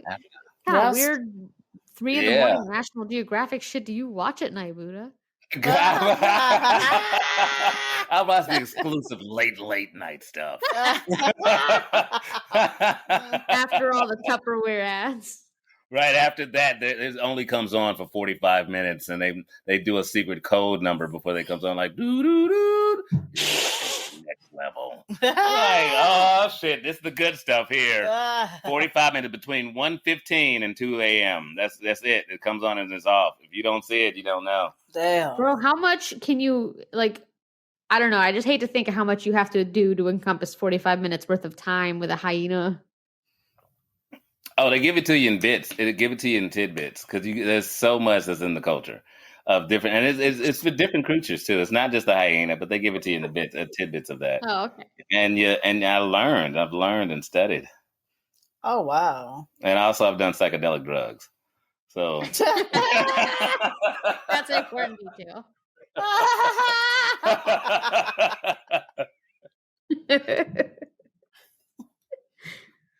So far we're feeling pretty good about this. The dogs are cool. So like, yeah, we're feeling good. Just making sure everyone's like not like anti-peanut dog. I care very deeply. Good. So far so good. So our little cute family, Elizabeth, Jason, and Maddox, they all walk into this exhibit at about 11:45 a.m. that day. And they walk past all the signage leading up to the front of the deck. And Elizabeth looks down at the dogs and is like, oh, how cool. They're like all running around right below. And she's like trying to like let Maddox see. But as you can see in the picture, like it's like a screen at his height with some wood. And he already has shitty eyesight. So like, you can't see him through all that. So she's like, oh my God, like, take him to the fucking zoo. And he can't even enjoy, these cool exhibits and stuff. So she does what probably any dumb parent would have done, and she picks him up in her arms and plops him on the little railing there to look out at the dogs. Michael Jackson's him. Oh my gosh! So I don't know if I would have put him on the rail. You should have put him on the father's shoulder. Right, that makes more That's sense. even cuter. Why the fuck Take would you pictures put him and on stuff. the rail? I'm Yeah, already little- victim blaming. Because how you gonna put him on the rail? Mm-mm. The So hell? she's, he's sitting there and she's holding him, but he's just sitting on the railing, like his little butt on the rail, and she's holding his sides. And he's just looking at him, and like they're oohing and awing together. And sorry, always have to cough at the worst times. But it's just, it's a cute little moment between mom and son. They're, watching the dog. She's got two hands on him. She's confident. She's in control. Maddox feels the same way. Mom's got him. So he kind of lurches forward a little to get a closer look at a dog that might just move, underneath. And that firm grip his mom had suddenly is not so firm. And before anyone knows what's happening, he's tumbling down off of the rail.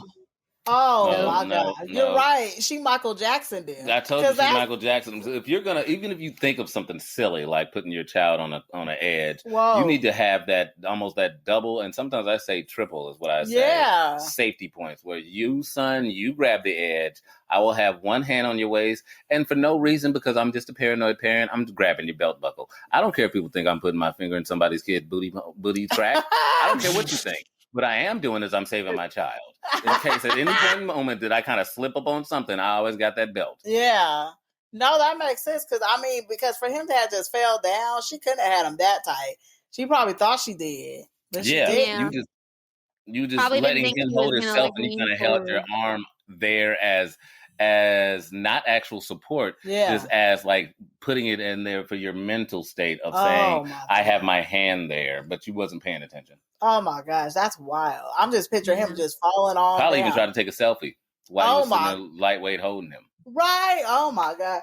Hell no. Now I'm picturing him just falling on down. So when he fell, did he fall into the net, or he fell into the actual, like where the animals was at? So once he falls off, like she's, of course, trying to reaches for him. Her eyes are all wide and her mouth is all open in this big O. And she watches, and he kind of falls into the net for a second. She gets this brief moment of relief because she sees him land in the net. But then followed by unimaginable terror because he bounces off the edge and then plummets 14 feet. Which, again, 4.3 meters for our non-Americans, into the dog enclosure below. Oh, so no. We just talked about African dogs. We know that they've evolved to survive among other predators that are constantly trying to steal their food. And they've done that by developing the ability to like target and get their prey like that. They don't take time to fuck around. They don't decide, ooh, is that a prey item? They're not taking the time to kill their prey like a snake or like a lion does. No. They're trying to do what they have evolved to do, which is eat as quickly as possible before their food can get stolen by another predator. So they bite, tear, and swallow regardless if their meal is still running or screaming or anything. So Elizabeth's reaction to watching the pack of 11 African painted dogs that were in the exhibit descend upon her poor 2-year-old's little body naturally is to jump out of the observation deck after him. Oh, so she jumped in there with him too? So she tries, but another she park was watching visitor, Naruto. Hell, What's that? I think I would have did. I think I would have did the same thing. Wouldn't you have jumped in too? Yes. I would have had to jump in too. I've watched too many animation shows to where now I believe I'm a Super Saiyan. Yeah, I don't, and too many Americans do too. We would jump in instinctually, thinking you're going to beat that dog down, and you're not. Right, we just both gonna get ate up. You're going to all be ate up. Oh, and God. but she does. She tries to jump out, but there's another park visitor who's like in the little lookout area that she's in, and they grab her and pull her back and restrain her, and so she can't do anything, but she could just sit there and watch as one by one these dogs approach and start to attack Maddox. Oh gosh, that must be so miserable. All you could do is just sit there and watch because All you're she being do is restrained. watch her little 2-year-old boy with little round glasses and his little cute hat being mauled by 11 wild dogs. That is so horrible. What was the dad doing? That's what I was going to say. What was the dad doing? Restrained? So the dad didn't try to jump in too? So it sounds like he was probably like maybe a few feet behind him, either like walking in or looking at a different part of that little lookout. But it happened so fast, he didn't she dropped him in record time. I don't know if he saw her put him on the railing. You know, most parents, I don't know if they would have saw I don't care. If I was a dad, heard about it late, and my son's still in there, and you holding my wife down, I'm going in. I'm going in like a superhero. You hear what I'm saying? Right. Like, and anybody in front of me, you got a big problem. Yeah. So I couldn't really find anything about like what he was doing or what his role throughout this was. I just know that he was with them. I don't know if he was. Maybe he was like at a different part of the exhibit, not even on the deck, but he like walked into the zoo area with Maddox and Elizabeth. They get divorced after this. I was just thinking that's a divorce right there. After this, because it's like that is your job as the man of your marriage right there. You're gonna go in there and do some savior stuff right there. Right? Isn't he the head and not the tail? I watched John Q. Did you see that man rob a whole hospital? Yeah. Right. You hear what I'm saying? Yeah. You better do something. Right. You better do something. Pick up a stick, grab a newspaper sign, tell them to smack them in their nose, rub it into some piss. I don't care. Do something. Right, because that's outrageous. I mean, honestly, because what the hell? As a husband, and your wife is getting and she's restrained. They 5 men holding down your wife, and you just. And you standing there watching? Oh no, divorce. That's a problem. Divorce. That's a problem for me. I'm like, you ain't the head of this family. I'd have turned Japanese on your ass. Dishonor, dishonor on you, dishonor on your cow, dishonor. Like I'd disown. It'd have been all over. Nope. I don't stand with that man. I got some updates at the end of this that you're really going to fire you up, I think. Oh my gosh. Is it more dishonor? Because I'm telling you, he might have to kill himself with a katana sword on his knees at the end of this. Messing with me, like, bro, you better honor your death. Right. Go in there. Yeah, you're going to die. Who cares? That's your child. Right, you are the man. Right, I'm hella mad by that. I'm mad at the dad right now. Right, if you didn't take off your shoe and start going to town, anything. Right. Anything. What? I'm confused as to what the hell. But maybe the woman, maybe she wore the pants like in the family. Like, I don't care what you wore. I don't like to say that, but I want to care what she wore. Well, that's my thing. Maybe because you know how like some women is the head of the household, like they have a husband, but they're the head. Maybe it was like that. Girl, okay, maybe she was the tough one. Is that what you said? Because I don't care if you wore a thong, a G-string. I don't care if you wore the pants or the Daisy Dukes. If you don't get in there and do your job and do your part. Right. I don't know. I'm just playing devil's advocate, but I can't think of nothing for him. That's like being someplace out and you went out to drink and you had a friend that was sitting here with you. You go out to drink, some random person smack you in the face, and the person you was out there dating just stare at you getting smacked. That's divorce. That right then, like, you not gonna do nothing? Nothing's about to happen? Right. You just gonna watch this happen to me? Nope. That's wild. And that was his first son, his only son? His first son. Their the only first son, that's biblical. 2 years old. What if he was? You heard there is written in the Bible where God was cursing people, and he was like, "I'm gonna curse your heart. I'm gonna take your first son." People lost their minds. Right. People put blood on top of their doggone door still to this day over not losing their first doggone son. You talking about your first son? That's why I was Nope. like, no, that's crazy as hell. That's sad. What if he just came out and said, "Oh, I was so scared"? Like that, he better not ever say that. Then I'm glad your son died because you got punk in your blood and you should have passed it on. You should have got down there and got in there. You should have got in there. What? Well, There's it looks no like way that you was taking the my only first way son without me that you coming could too. like get in there, like as a member of the public. Like you really didn't have access to like the employee entrances because this stuff's all locked down. So like that observation deck was probably the only place you could go. And who knows? That's where I would have went. Like, I would have gone in the same way that you went. Me and him would have gone. I'd have dived in like a Ninja Turtle. Right? Yeah, dived in off the net and everything. I'd have came in saying "Cowabunga." You heard what I'm saying? Like, girl, I'm on. Like, this is about to happen. Right. I'm fighting some dogs. Right. I'm fighting some dogs today. That's what's about to happen. Okay, I'll hit you with a water bottle. Whatever's in there, we're going to town now. Right. That article would not have ended with the child. It'd been the child got bit a couple of times, and then the daddy was in there. That's what the article would have ended. I'd have probably got mauled down, but let me tell you, I'd have took some dogs with me. I'd have been biting dogs too. Yeah. And kicking them in the nuts. That's what you do. You kick all the dogs in the nuts. I would have used my nails and just get in there. Get in there. Especially if your wife. This is the time. I'm doing a public warning for every male who's like, when is the time when it's okay to overreact? If your wife is overreacting and being restrained, it is okay then for you to go ahead and be a little belligerent and say, I'm going to be aggressive now. Right. Okay. And then what? Loosen her restraint and chuck her in there? No. Let her be restrained. She need to be held down because I want her to live through this. It's time to get your Goku on, man. It's time to go Super Saiyan. It's time to get your Broly. Name a guy. I don't know. He-Man. Take it back there. Yeah. I don't care who it is. G.I. Joe. What you do know is to go in there and you get to action. Yeah. Yeah. I'm disappointed in him. I am. Yeah, it's tragic, and I won't pretend to know where he was because, like I said, everything is all what happened to Elizabeth. There's nothing I could find. And I have like the lawsuit between Elizabeth and the zoo, and there's nothing I could find about. Okay, is now the time? Sorry, my cats are freaking out in the background. Hey, that's enough. Chill out, man. I'm recording. So, he's always trying to talk and get his 5 minutes in of fame. Gosh, how cute! You heard all over the world, cats. Listen, but yeah, but people do kind of jump into action. So, like. First, of course, Elizabeth is screaming. And one thing that was noted is that all of the people in the park in different areas actually heard her screaming. Like it was so loud. They were like, what the fuck is going on? Because it was just so, throughout the park. And the dogs are actually mauling Maddox within viewing distance of people that are at the bottom of the exhibit. Girl, that makes it worse. Mm-hmm. I'm sorry to people disturb can see it. But you saying that it is heard around the park.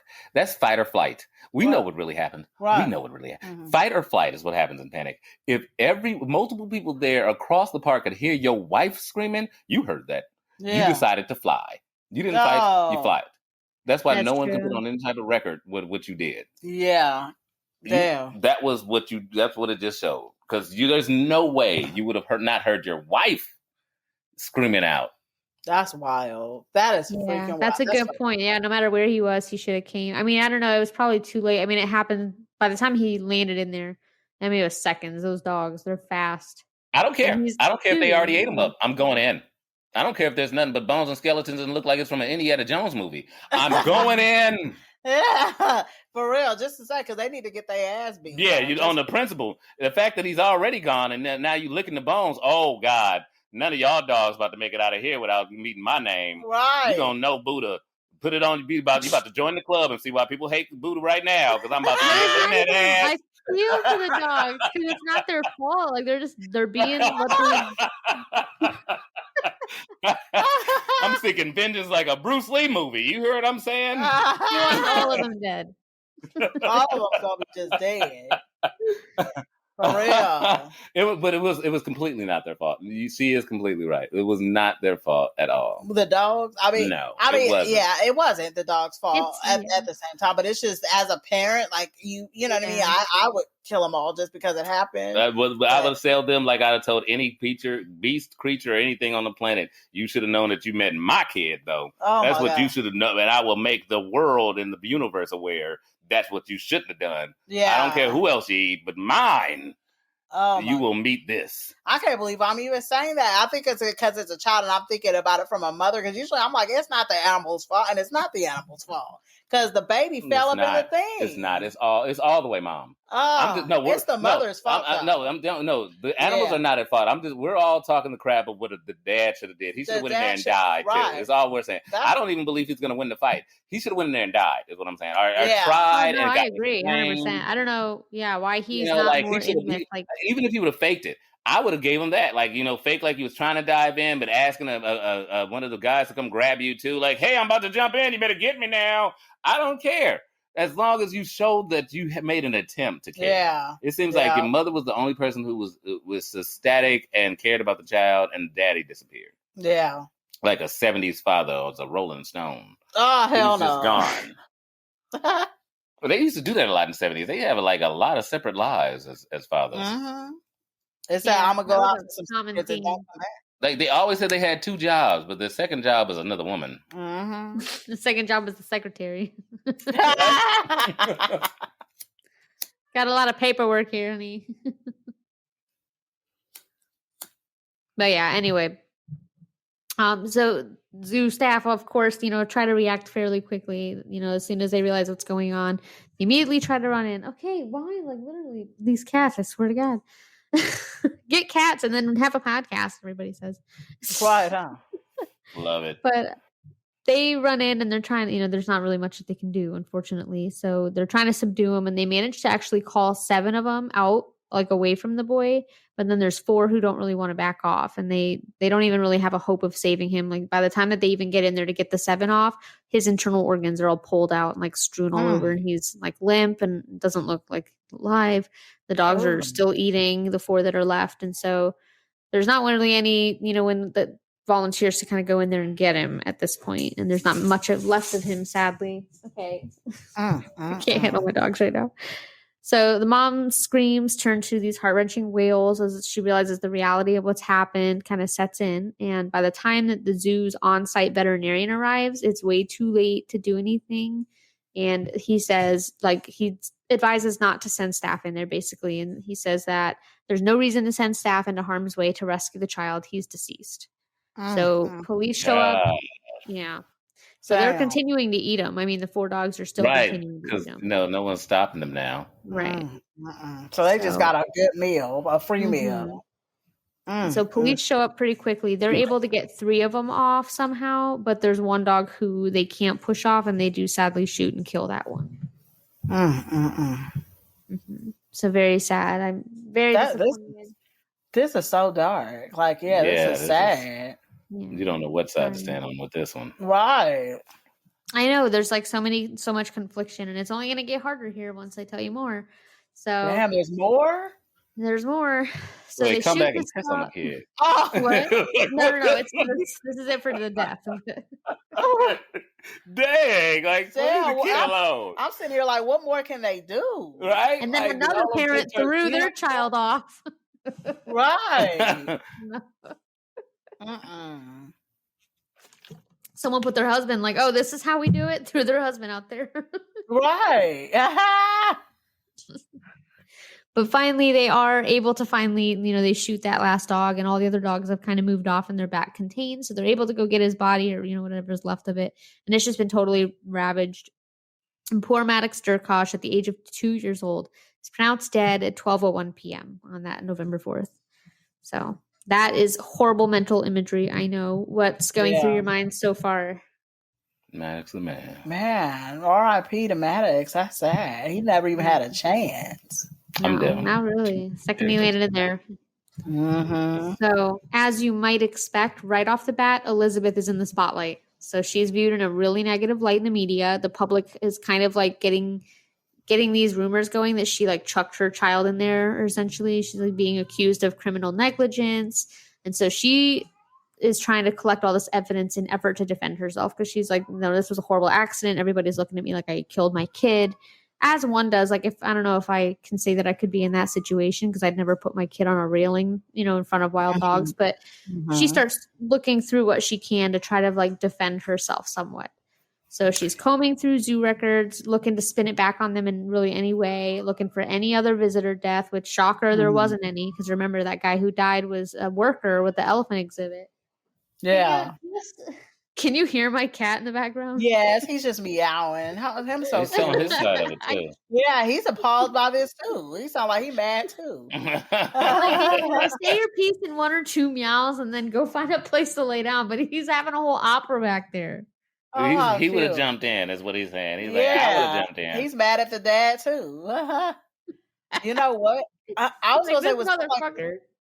I was gonna say, when stuff like this happen, it's like the zoo, they hired their PR team and all that. They're doing the cleanup. So that's probably why I got switched back on her. Like, she did this on purpose. Because I bet you anything, the zoo don't want this on them, Well, it wasn't on them. It wasn't on them at all. It was her fault. You know what I mean? It definitely was. Right. And that's what they're kind of saying. They're like, we've had this thing up for 6 years and this has never happened. You put your kid up there. Like, if you hadn't done that, he never would have fallen out. So that's what they're, kind of defending. So all the public essentially is viewing her in this really, like, she's a really bad parent, or like anyone does in situations. There's people who believe she outright murdered him and like did it on purpose. So that's you're grieving the loss of your child, and then people are accusing you of having done it on purpose. That's I really sympathize with. Like, that sucks. Yeah, that part's fucked up. She's getting accused of really just being a murderer. Like, damn, she didn't come to the zoo to kill her kid. That part is just, Right. So, like, I do feel for her in that. Like, I part of me is like really like frustrated at her because she's lashing out, looking for someone else to take blame for something that was like wholly your fault. I get that you don't want to like have that, like have to face that, but just like, girl, like, I don't know. But she starts looking through like safety information with the zoo, like trying to just find anything she can. And she finally, after all this diligent searching, she finds the mother lode that she was looking for. And the mother lode in this case is this guy called Lou. I think his name's pronounced Neen or Nene. I don't know. It's Any. So I'm guessing Neen, because Nene sounds like Nene. I don't know. Anyway, there's a basketball player with the same name. Nene. Lou Nene. Oh yeah, maybe that's it. Maybe he's French or something. Mm-hmm. Anyway, Lou is or was at some point a danger. He wasn't a danger. He was an employee of the Pittsburgh Zoo and Aquarium. Just a second. I swear to God. Hey, can we not? That's really good. All day they've been silent. I have a question real quick, if you don't mind. So I know that they shot the one dog. So what do they do with the other 10 dogs? Do they get put to sleep, or are you getting to that? I don't want to jump ahead. Oh, no, you're good. I will go into that, but they were able to like get them contained so that they could go into the actual habitat and like get them out and get them out. Oh, okay. Yeah, I don't believe they should have been put down. I don't believe any of the animals should have been punished. I believe if I was the father, I would have been a punisher. Yeah. But if I was the officials coming in on the incident, I wouldn't have punished the dog. Yeah, I wouldn't have either. Not for that. Yeah, I would definitely have to agree, but they only killed the one because like they couldn't get him off. Like, they tried everything to deter him and they couldn't, and he just kept eating. So they just killed him because they're like, we can't get to him, with the dog loose in here. So. But our good old Elizabeth here, she finds all this information about Lou, and he was an employee at the Pittsburgh Zoo, and he starts speaking up and saying, he's like, I've been warning my superiors about this shit for years. And they're like, what do you mean? He said that at least 10 times a day or more, he would witness parents that would put their kid up on that railing to look out over the thing. And that he told his boss and testified this in court. He told his superior, and the superior told him, that's not your concern. Go back to work. What? Is this changing your opinion on anything? I don't know. No, because me personally, to me, zoo, safari, wild animal, when you go into these environments, same thing, almost like an amusement park, but I'll put that into a different category. But when you go into these environments, that is a medium to low risk environment.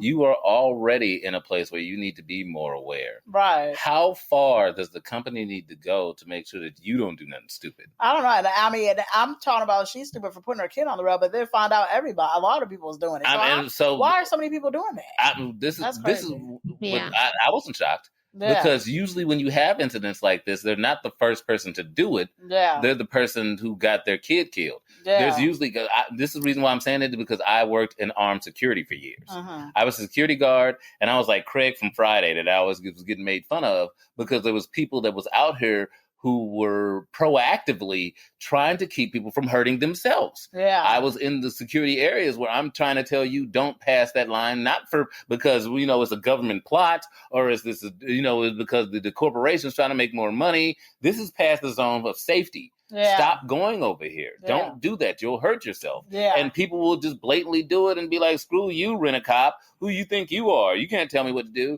So some of the stuff you'd be like, well, let them walk the heck over there then and see what the heck happens. Fuck around and find out. You know what I mean? So you're the one. So then the company then has to pay for the fact that we've been blatantly, actively telling you not to, and you guys been blatantly doing it anyway, even though we are actively telling you not to. And there's all type of caution signs, like she said, telling you not to, and you do it anyway. And then we're horrible people. Yeah, you can't hold the company responsible for that.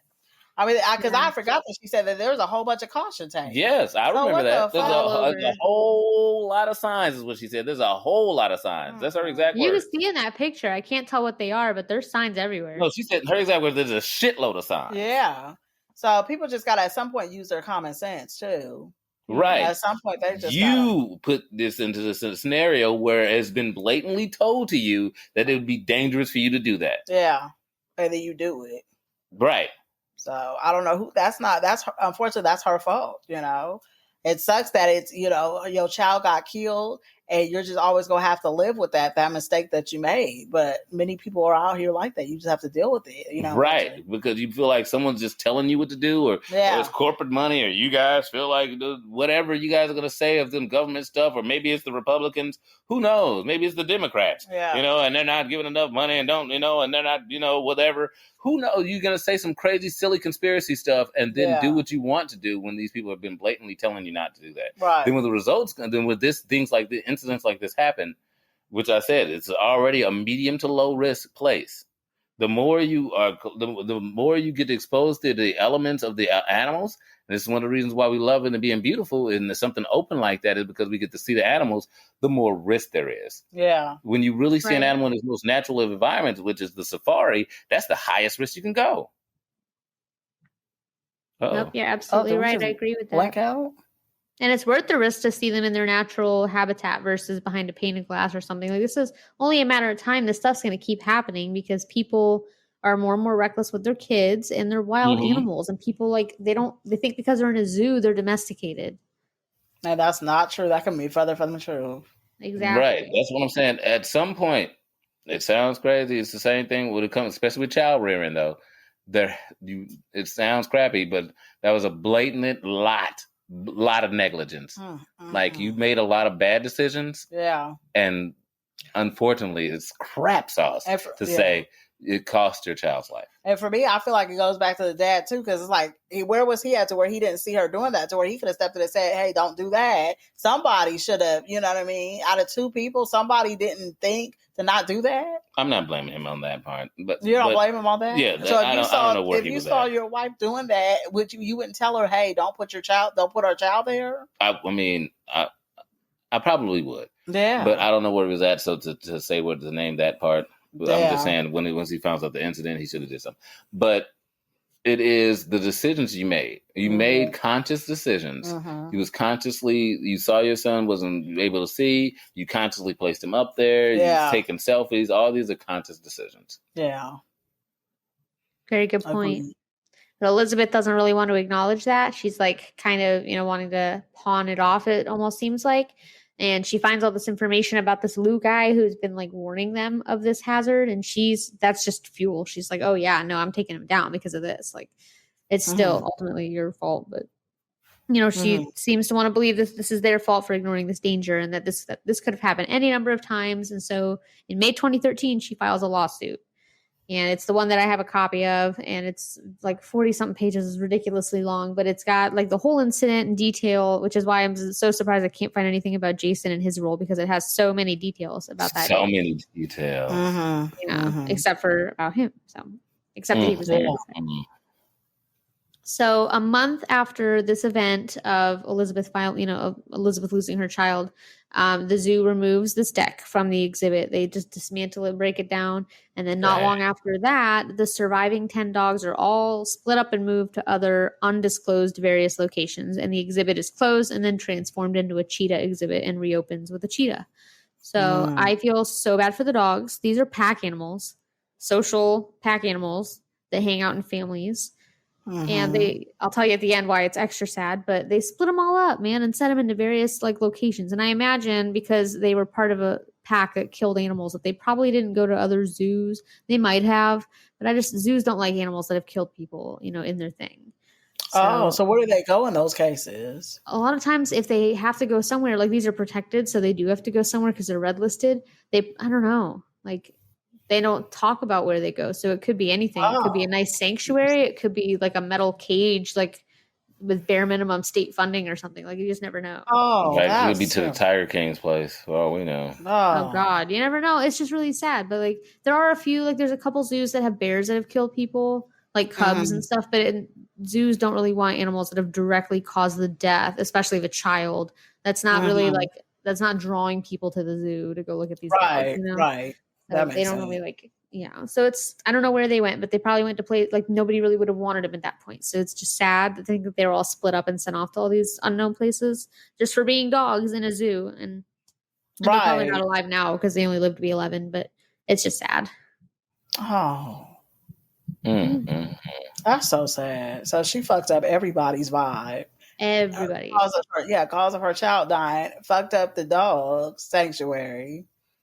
Well, I don't like the fact that you use this law system to push against the mistakes of your own. And, we're going to sit here and just walk away with you not identifying that you made a mistake. Right. Because at the end of the day, it wasn't their fault. It wasn't. The dog or the zoo. It really wasn't. It's very eye-opening. Some people just shift responsibility the way they do, and how it like affects so many beings, people. Just sad. But following this lawsuit that she announces with the zoo then like gears kind of shift, and the zoo starts to receive very negative public backlash, which I would expect nothing less. But they're considered evil for the way that they're treating the Derkosh family because they're denying culpability for the incident. Which, like, yeah, I would too. The zoo didn't put your kid on a railing. Like, sorry, but District Attorney Stephen A. Zappala Jr. declares the incident a, quote, tragic accident, and neither charges Elizabeth with negligence or charges the zoo for any wrongdoing.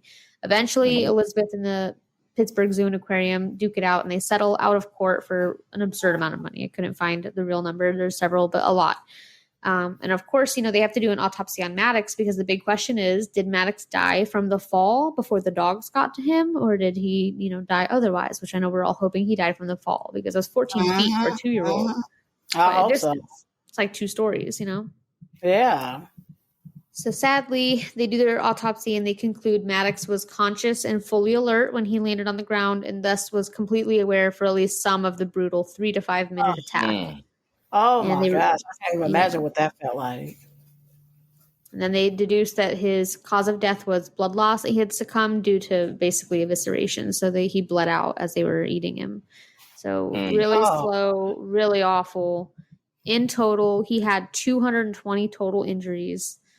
46 or more were sustained at his head and neck alone. If you know me, I had to hunt down the autopsy report. It was sourced in the lawsuit. Like, they had like the autopsy findings in the lawsuit. And I just want to read the description as it reads in the lawsuit, because I just want everyone to understand the gravity of just how savage this attack was. It's going to be gory. Just, if you're not into it, just speed up like a minute or so. So this is quoted from the report. As a direct result of the attack and mauling by the African wild dogs, Maddox Derkosh suffered the following injuries, including but not limited to having his body mauled and torn apart by a pack of wild dogs, evisceration of his organs of the chest, abdomen, and pelvis, bilateral rib fractures, more than 46 wounds to his head and neck, 2 pattern puncture wounds to the left side of his head, multiple subgaleal hemorrhages, 3 abrasions and contusions of the neck, 2 lacerations of the neck, extensive defects of skin, of subcutaneous tissues, muscles, organs, and surrounding tissues extending down to bone and the axial skeleton, more than 66 abrasions and contusions of the trunk, more than 17 lacerations of the trunk, 2 pattern puncture wounds on the upper left chest, extensive defects of the skin, subcutaneous tissue and muscles of the left posterior thigh and right proximal thigh extending to the bone. This is hard to read. I'm sorry. Oh, gosh. This is hard to read this and like try to be serious. Like this is about a kid. Yeah. Really had more than 58 wounds on the bilateral upper and lower extremities, more than 7 lacerations on the right leg, a puncture wound on the right posterior thigh, and countless other traumatic injuries as a result of the attack and mauling by the dogs. Gosh, damn, that's horrible. So every inch of his poor little body was bitten, lacerated, bruised, contused, broken. I mean, they down to the bone. I mean, it's just so, in a matter of minutes, it's like piranhas. But, you know, I know that was hard to hear. It was really hard to read, but just within minutes. So the only thing I can say is you said this took place 3 to 5 minutes. I mean, that's a long time, but maybe he didn't suffer long. At some point, he had to have lost consciousness or something, because if he felt all this, that's terrible. Yeah, that would be terrible. And they don't really know like how long through this he was alive. But based on, the zoo acted pretty quickly. I want to say within a couple minutes, they were there and able to pull the majority of the dogs off. So it was mainly that one dog that probably was going at him incessantly until the police showed up that did the majority of the damage there. But just to be a mother and witness that, or, be a visitor at the zoo there to enjoy your day, and you see that through the glass, it's just like, I don't know. It's just horrible to envision that could happen to anybody. Absolutely. And I don't want the dogs victimized for people listening. I know that the nature of this attack was really brutal. I don't want anyone looking at these dogs like they're evil or anything. They're predators that evolve this way because where they live, they have to do this because otherwise they won't eat. And they didn't ask to be put in a zoo. They didn't ask for people to pay to look at them or for Elizabeth to put Maddox on the railing and drop him in there. He dropped in and they saw what they always see, which is an opportunity to eat, and they don't think past that. They're just like, oh, food, get it before something else does. That's how they survive. So, like, don't hate on painted dogs. They're cool, in my opinion. Sorry for Maddox, rest in peace. But they are really cool. Yeah, I still like them. Mm-hmm. Yeah, I mean, and I always have said that, we put ourselves at the top of the food chains. None of the animals put their vote in. Right. So you don't know where they look at us in the tier. Mm-hmm. Amongst the animal kingdom, we're an animal to them too. Yeah. Just one of the ones. Yeah. And let me tell you something. If you come with what you were born with and a lion comes in the room with what he was born with, and y'all had to vote on who about to win this fight and put it at the top of the food chain, I guarantee it's the lion going to be every time. Absolutely. So, you know what I mean? So he doesn't look at us. Yeah. Like, I should not eat a human. That's not how an animal looks at it in a sense. Mm-hmm. You know what I mean? So they're just doing what they would do to any other creature. It's not a prejudice. I lost you there for a quick second. Are you back? Hello? Oh, you went out for just a brief second. You're back. Oh, I was saying it's not maliciousness. That's what I was saying. I agree. It's none of this is malice. Even a shark. None of that is malice. It is agree. Yeah. life. I agree 100% with what you're saying. They're animals and they're like, they have to survive. We're lucky enough that we don't have to do this stuff to survive anymore. We can go to the store and buy our food. Animals aren't there. So like they can't, this is how they have to survive in the wild, is to act this way. So like be mindful of that when you're around them. I'm going to emphasize on what you said. We're lucky enough that we get the illusion to think we're not doing that too. Yeah. Every burger, and that's why I'm looking you dead in your eyes, my Nisha. gosh, here we go. Every burger you eat, every steak, every sushi, every shrimp, you are that dog. Oh my gosh. You are. That's one of their kids. That's one of them animals' kids. You know what? I'm not even going to talk about this right now because it's going to make me feel guilty you about are eating one of all my those shrimp dogs. and stuff. So I'm like, I don't want to feel guilty. Okay, well, that's you have the luxury of being able to be in that illusion of believing you're not doing that too, because you're doing that to do. I love animals. I just want to put it on the record. Foie gras, all that stuff, the rack of lamb, all that. You're killing something's kid. As long as I don't do the killing or the abusing. Sleep well then. Sleep well. Just understand that they are doing exactly what you're doing. They just don't have factories. So you're telling me if they would have, take that kid in a factory and just killed him without nobody seeing it and chopped him up and put him in little steak burgers, it'd been fine? No, what the? See, no. Now you're seasoned up with cracked pepper and put some ranch on it. No, see, no. Okay. No. That's completely different. It's the same thing. You feed a pack, 15 people. Feed 15 dogs fed on that kid. 15 people eat on one cow regularly. So if they took that little boy to a back room, but bust him in his head, and then served him out on burger patties with pretty plates, it'd have been better. See, no. What? So why is it better for animals? That's. You know what? I can't stop eating chicken. Okay. All right. I can't. I just can't. Anyway, go ahead, girl. Oh, we're sorry. No, it's your commentary is like spot on. It's exactly what I was going to say.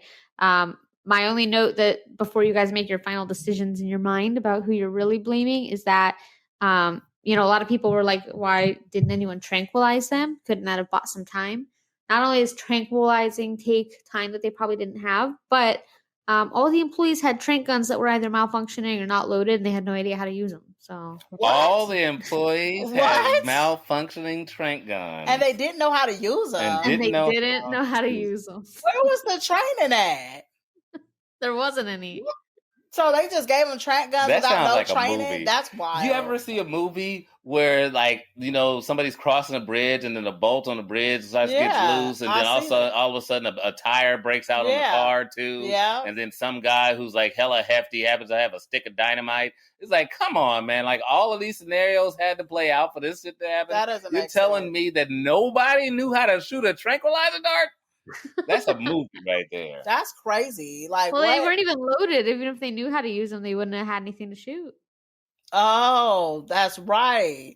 Well, why did they give them unloaded trank guns that they didn't know how to shoot? Was they trying to set them up? It was all for show. Oh my gosh, that's crazy. And I was gonna ask, so the mom and the dad, did they stay married after this, or are you gonna go over that? She didn't look into it. At some point I would, but from what I could tell, I think they did stay married, but from the photo I saw, she had 2 more kids. It looks like a girl and a boy, and they're both like, I don't know, maybe like 2 and 5 now, or 2 and 4, somewhere in that window. And the guy, it didn't have his name, but it said we, and he looks a lot like the only photo I could find of him on the internet. So I want to say they're still married and they had 2 more kids. Which, if you're him, what the fuck are you doing, dude? Like, your girl launched your last one off of a fucking some dogs. Why would you have 2 more kids with her? He better stay with her. He better, because I mean, like, if I was her and you try and leave me after that, and I was the one restrained and got pushed over the thing, and your butt wasn't nowhere to be found in 47 pages of evidence, boy, you better stick around, right? Because you better show you got some type of backbone and diligence in this. Like, are you down for what? Yeah, you know what? Now that you said that, I'm thinking about it. They both could blame each other for something. She could blame him for not being there and not trying to jump in. He could blame her for putting the baby on the railing in the first place. So they both had a. That's crazy. The side tie is, if I was a female, I'd blame you for that. Like, where was you at when I was putting him on the rail? What type of man was you? Yeah. That's just gonna be like a lifelong fight that they have forever. Oh my gosh, that's wild. You're supposed to lead me to victory. You had me put babies on the rail, and look what happened. Hell no. Well, I hope they're more diligent with their 2 new kids, is what I will say. Let me tell you, he tells that way. They seem very healthy and happy from the photos. Yeah. So in the photos, they look like a happy family. It did. Yeah, they were on like a porch, and their kids all smiled and stuff. It looked like a typical annoying, suburban annoying family. You know what I'm trying to say? My grandmother lives with them now and tells her everything to do. Don't nobody trust her decision with them kids. Right. It was cute. They did do one really sweet thing. They started a foundation called Trucks for Maddox, and it's this organization where people donate toy trucks in his honor, and it goes to I don't know if it goes directly to kids. I would imagine it does, but like some optical assistance fund was involved. So I'm not really sure how they raised money for the optical assistance fund through these trucks, but they did. And he a lot of trucks have been donated in his honor worldwide. Oh, that's yeah. sweet. So that's really sweet that he's got that. I do have a snippet because he has an obituary on legacy.com. And people post there regularly, and his mom actually posts there consistently. Like every birthday she makes a post, and I went all the way back to the very first, which is like 22 or 23 pages. I don't advise doing so. It's a lot of people that they've never met the family, but I have this one really sweet entry that she wrote on November 4th, 2022, so just a few months, well, almost a year ago now. And she said, "We think about you every day. We honor the impact you have made in this world. You have delivered over 20,000 trucks through Trucks for Maddox and funded 631 pairs of glasses to families through the Children's Hospital Trucks for Maddox Optical Assistance Fund. You will never be forgotten and forever missed. Love you, Mom, Dad, Mara, and Mila." I have to assume because she titled it Mom, Dad, that's still Dad and that he's still in the picture. Yeah. Oh, that's the way she worded that. That's sad. So it's very sad. I'm going to send you guys just another couple little pictures of this little kiddo because he was super cute. Not going to lie, he touched me, man, where if I can do a mod, and my son knows how to do it, I play things like I go back to Dragon's Dogma and Devil May Cry. I think I may go back to one of those games. Yeah. That's so sad. And put some glasses on my hero, man. Yeah. And I'm making me. Aww. He was so awesome. Cute. And it was one of those, he was so little and the glasses was actually bigger than he was. Awesome, oh my goodness. No, I feel really bad. His little chubby cheeks in that one picture. Yeah. He was going to be a celebrity, man. He was going to be really, really hot. I'm so sad that he's not with us and here with us no more. Yeah. I know. It's really devastating. The whole situation and the fact that one of the dogs died for it and then it ruined the lives of the other dogs there. That it's just the whole thing so tragic and sad. Oh, yeah. Mm-hmm. Yeah. And second in your public announcement is don't blame the dogs. Yeah. Because they had to suffer too. They all got split up and they're supposed to be packed. So we don't even know where the hell they went or, if it's better or worse than the zoo. We don't know. And because they are hierarchy dogs. Yeah. And studying of that is something not as deep as the hyena system, which is funny that I don't know why my spirit animal walked up on me. It was that because it's actually ruled by women. Right. But in the hierarchy system is you cannot just walk in there. And just think it's going to be okay. You may die. Yeah, yeah. So you can't introduce a pack animal from a different pack. You know, that's almost like some Native American stuff. Oh, yeah. And then think it's going to be okay when they go in there. Oh, that's sad. That's sad. Yeah. So I'm going to put you guys in the hot seat now. We're going to enter into our segments. So the first one that I like to do whenever I have guests is what would you do? So I'm going to actually give you guys different roles. So Nisha, I'm going to put you in the perspective of a visitor at the zoo. So you're just there with your family having a good day, standing on the observation deck. And you're watching Elizabeth pick up Maddox and set him on the railing. And then you watch him lurch forward and fall. I'm going to have you tell me what you would do. And then Buddha, I'm going to put you in the perspective of a zoo employee, that you hear a commotion, you're closest to the scene and you come running and you see Maddox in there. What are you guys doing in those perspectives? Well, for me as a visitor, when I see that, I think I would just pause and hesitate and I think I would just be an onlooker. I would be devastated, but I would just come at it from, oh my gosh, I can't believe that shit just happened. And I think I would just really just be what do you call it when you're just sitting there looking, a spectator. I would just really sit there and be a spectator because it's like, oh my gosh, the baby just fell. Pull out your phone too. Oh my God. Definitely give aid to the evidence. Right, huh? I think I'll be just so shocked because I ain't never seen something like that before. I wouldn't. I'll be frozen because I've never seen something in my whole life like that. So to go to the zoo and see that actually happen. Oh my God. And I damn sure wouldn't be able to, because you know how some people look at something and try to get closer to see it. I damn sure would not try to get closer because I don't want to see the dogs eating the baby up. Right. Oh my God. Now, do you think if you were alone up there with Elizabeth and she's trying to climb out, are you going over there and stopping her from climbing in there? Yeah, I probably would. I would. I think I would try to stop her from climbing in there. Because I wouldn't That's want to see another respectable. tragedy happen. I wouldn't, because it's like, yeah, the baby's in there, but at the same time, then that's definitely would have been another tragedy. So I would have stopped her. Right. Yeah, just because as a mom, you're not thinking straight, and you're not thinking like at this point there's nothing she could do. You know, at that point when she was trying to jump in there, the baby was already gone. That's the whole sad part about it. So even if she would have got in there, there's nothing that would have been done.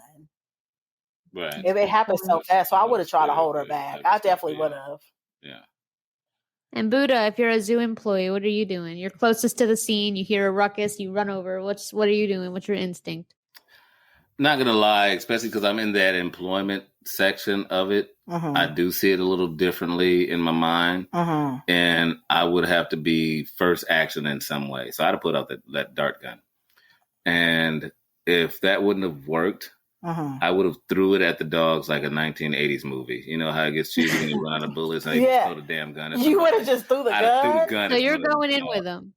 You know, I wouldn't have jumped in. No. I'm an employee. I'm not. No. That's not on your pay grade. That's not my child now.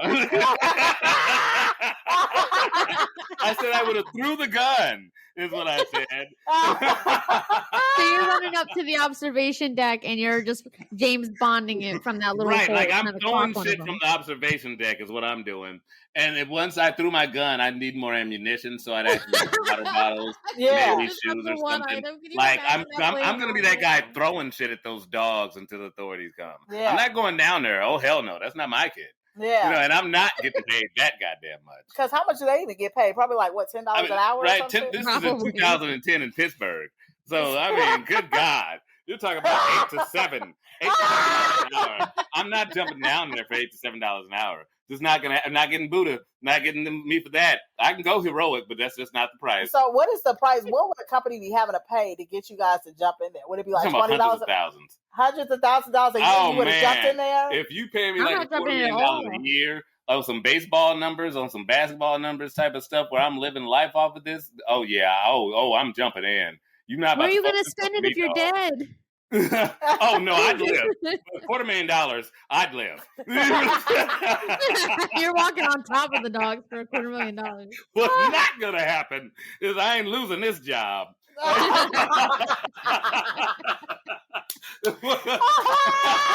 So it's about to go down. You about to see me turn Super Saiyan. You about to see me go to level 5 in here. My hair gonna go blue and white and all type of other shit. My skin may change because I might become Michael Jackson right before your eyes.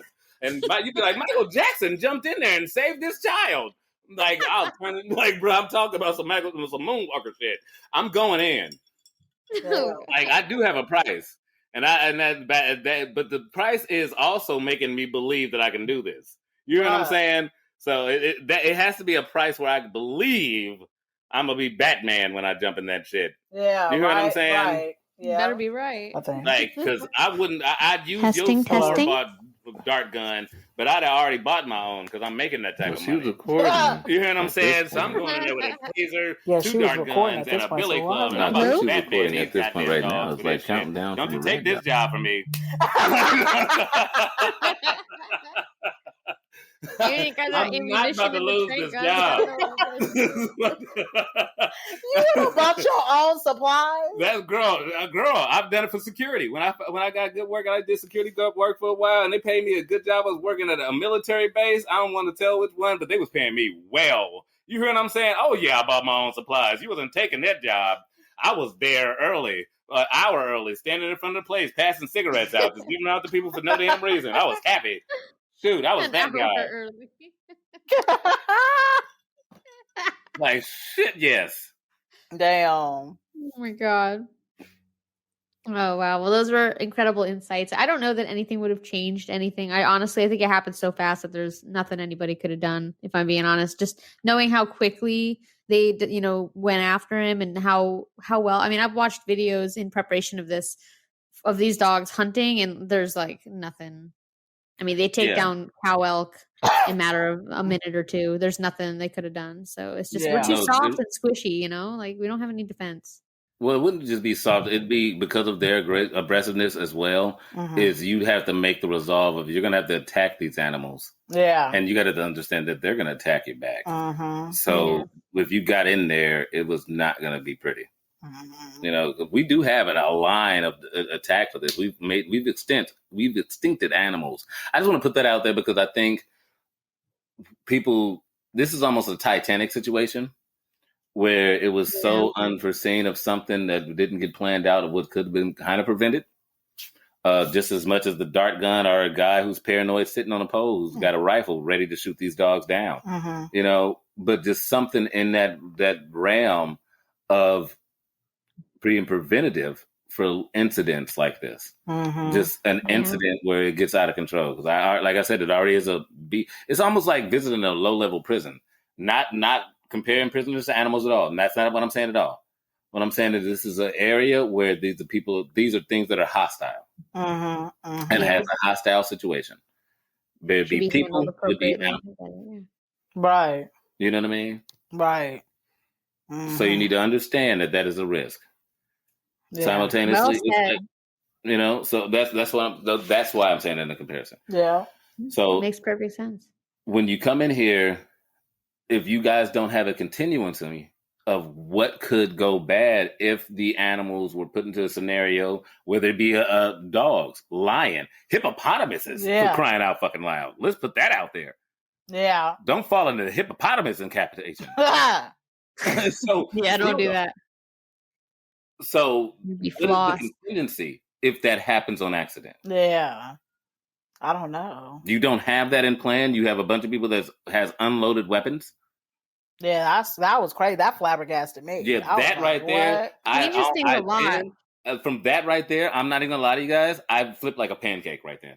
Like I knew you would because I was the same way. I was like the whole time. I was like, the zoo is not in the wrong here, and then I'm like, oh, they don't have any plan together for this at all. Like, right. I mean, what? So the weapons was for decoration, is what I got out of it, because you didn't train them, you didn't load them. So what did you think was gonna happen? You didn't think they was gonna have to use them at some point? Right. Like, what was your... I want you to make me feel like that was like a terror ride on a movie where my kid learned a lesson, but he didn't die.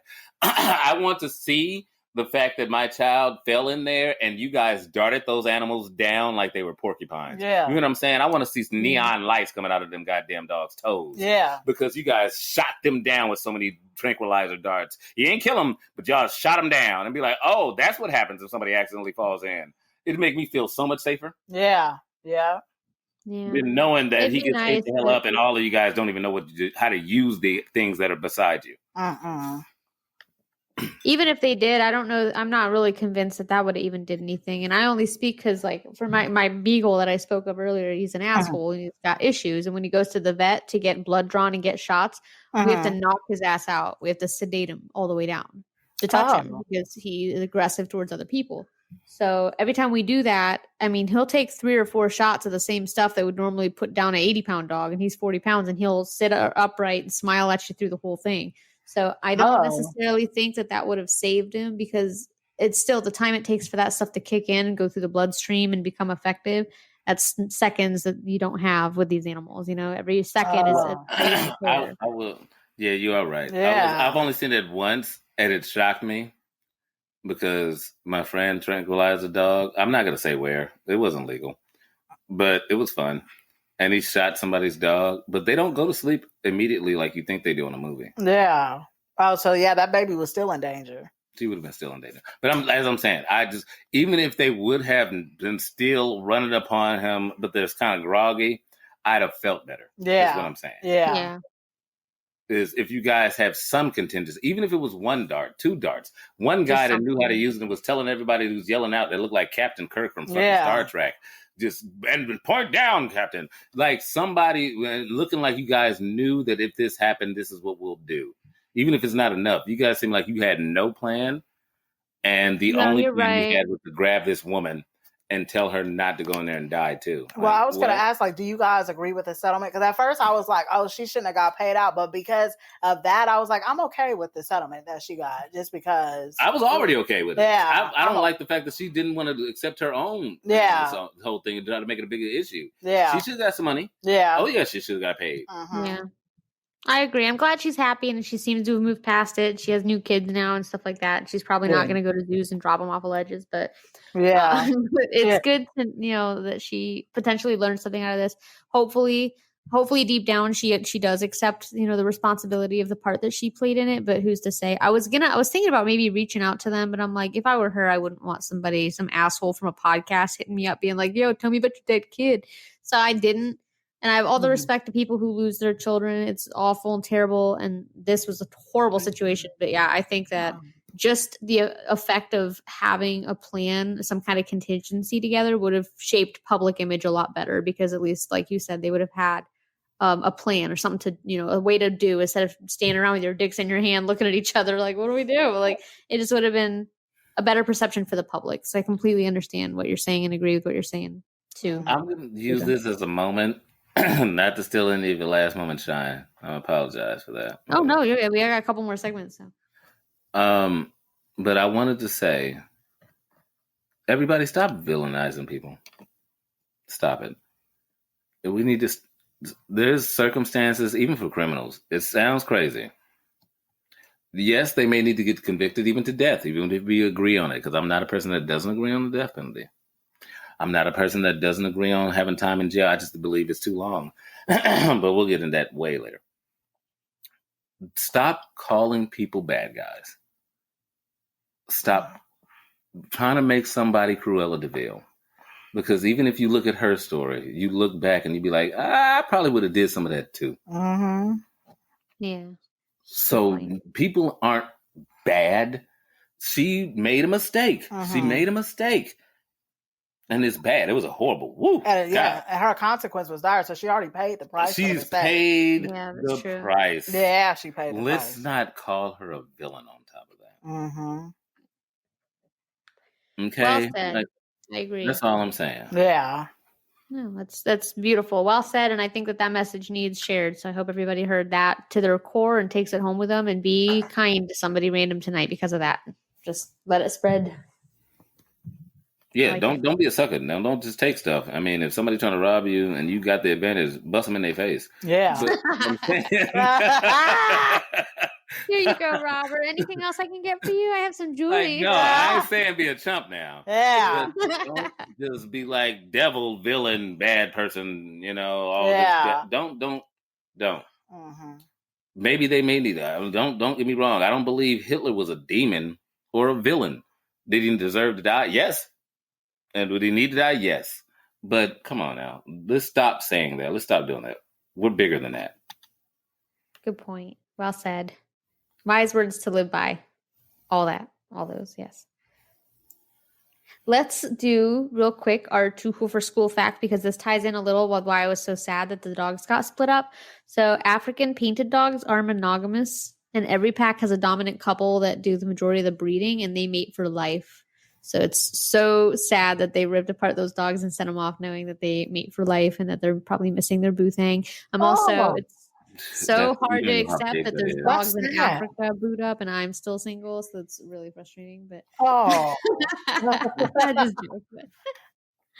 But yeah, that's really cute that they mate for life and that they do all the breeding for their little pack, and it's just sweet. Yeah, that is sweet. That makes it even sadder that they got separated. I know.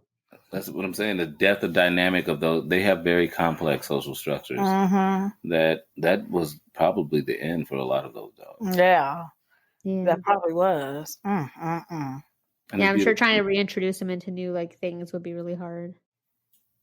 Well, I love this though, man. I mean, God, this is wonderful. I can't wait till you have you on our show. Yeah, that's gonna be great. It is gonna be great. I do want to tell you our joke of the day real quick. Yes, I'll be looking forward to these jokes of the day. She be telling the best dad jokes. Yeah. Bro, hold on. Let me stop because I love dad jokes. So let me calm down right now. Yeah. You already start breathing good. Because if you tell me a good dad joke, ooh. We are all about dad jokes here, and I hope we oh my God. Yeah. Oh, you talking? Okay, this is like. Yeah, she always ends it to bring it back up from all the negative stuff. Let's do this. Let's do this. I'm excited. I picked a good one. They're always relevant to the episode.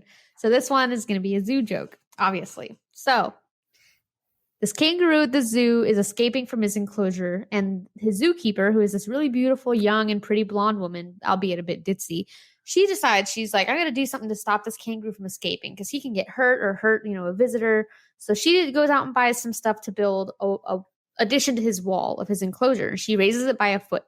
So she goes home all satisfied, and she comes in the next day, though it doesn't work. The kangaroo has escaped again overnight. So she's like, back to the drawing boards. Little blonde zookeeper decides she's going to add 3 feet this time to the enclosure walls. Still the next day she arrives, and the kangaroo has again escaped the enclosure. So she's getting frustrated, but she doesn't give up, and she goes out and splurges on all the materials that she needs to raise the wall 5 more feet. Surely this is going to do the trick. So she fixes the wall all up, dusts off her hands, smiles at the huge wall, and heads home for the day. The next day she comes back to work, and who else but that dang kangaroo is out jumping around again. She's getting extremely frustrated at this point, and in one final effort to keep this damn kangaroo in her enclosure, she goes out and she maxes out all of her credit cards and brings back a whole truckload of materials. She adds 10 feet to the enclosure wall. And at this point, it's so tall that it's blocking out most of the sun, so it's getting kind of dark, but she smiles, feeling pretty triumphant, like, this thing's not leaving. I got him. Once everyone is left, the elephant across from the kangaroo exhibit asks the kangaroo, hey, she's getting so frustrated with that. Are you ever going to stop escaping? And the kangaroo responds, sure, whenever she realizes she doesn't close the front door. Damn. That's funny. I was just going to say, I was like, wait, is she building the wall up and not around or something? But damn. I was trying to figure out where it was. Yeah. I thought he was digging underground. Oh, blonde. That one was a good one. Yeah, I'm telling you, I'm using that one actually. I like it. So our question of the week for the next couple weeks, which we will, again, submit your answers on our social media, and then we will answer them on the next recording. But the question is, what is the largest animal you think you could take on in hand-to-hand combat and win? So I want everybody to submit your answers to the post. It's going to be on TikTok, Facebook, and Instagram. Comment your answers. If you have to, message it, but it gets really confusing. So I'd rather you comment. It's easier to find later on. But do your thing, answer, be realistic, but be funny. Our hint for the next episode is he's not a race car, but I still would not want to try to escape him. Okay. That's your hint for the next episode. Going to wrap up with the sources that I got for everything for today's episode. The majority of it I compiled from the civil complaint that Elizabeth filed against the zoo. It had the majority of everything that I talked about. That can be found at smbb.com, and it's a PDF titled Salts, Mongoluzzi, Bendeski, PC. It's 41 pages long and horrific, just a warning. The other sources that I got the few other details from were legacy.com, findagrave.com, WTAE.com, CBS News. Pretty much everywhere else that I looked had the same information, just repeated. So it was good for verification, but those are the ones that I got new information from. Like I said, his parents are on social media, but I didn't reach out. Please don't reach out on my behalf. I don't want to drudge up anything for them. Let them live their life and be happy. Yeah.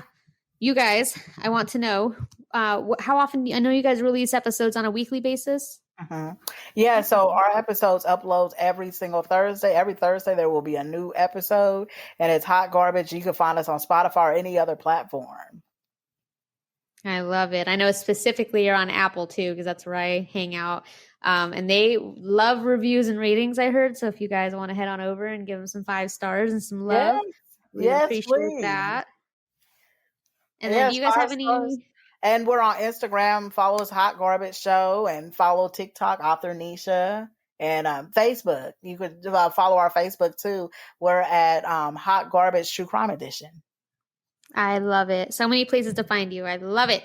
They're so accessible. There's no reason not to go follow them. So go find them, listen to them. If you don't already, you're going to love them, as you can tell, because this episode was a blast. You guys are hysterical. Do you have any little hints for our listeners on anything that you're working on next that might be intriguing? We actually are about to, after we're done with this recording, we're actually going to be recording the Hillside Stranglers. So that's going to be coming up. Have you heard of them? My. I have not, but I'm really excited to hear about that. It sounds really exciting. Yeah, we're actually going to be starting a Patreon soon too, because we're coming up on our year. So we decided to do a Patreon. So soon we'll have more stuff. She forced me into it, but we're getting this Patreon going. Yeah. So we have to that's awesome. Yeah, in December we're going to do it. We're going to start our Patreon. Well, that's amazing. Congratulations. You guys are absolutely smashing, killing it. I love it. I love to see success, and I'd love for everyone listening. Like I said, if you haven't checked them out, please do so. They're really awesome. thank you guys so much for being here. We had so many issues with the tech. I so apologize, but I'm appreciative that you guys came back, that we were able to make it through. Thank you. Thank you for having us. Thank you for being here. Honestly, from my bottom of my heart, it was so much fun. I don't think I've laughed this hard ever. You guys are the best. Thank you. So are you. All right, guys. Well, thank you so much for tuning in. And for everybody else, stay alive.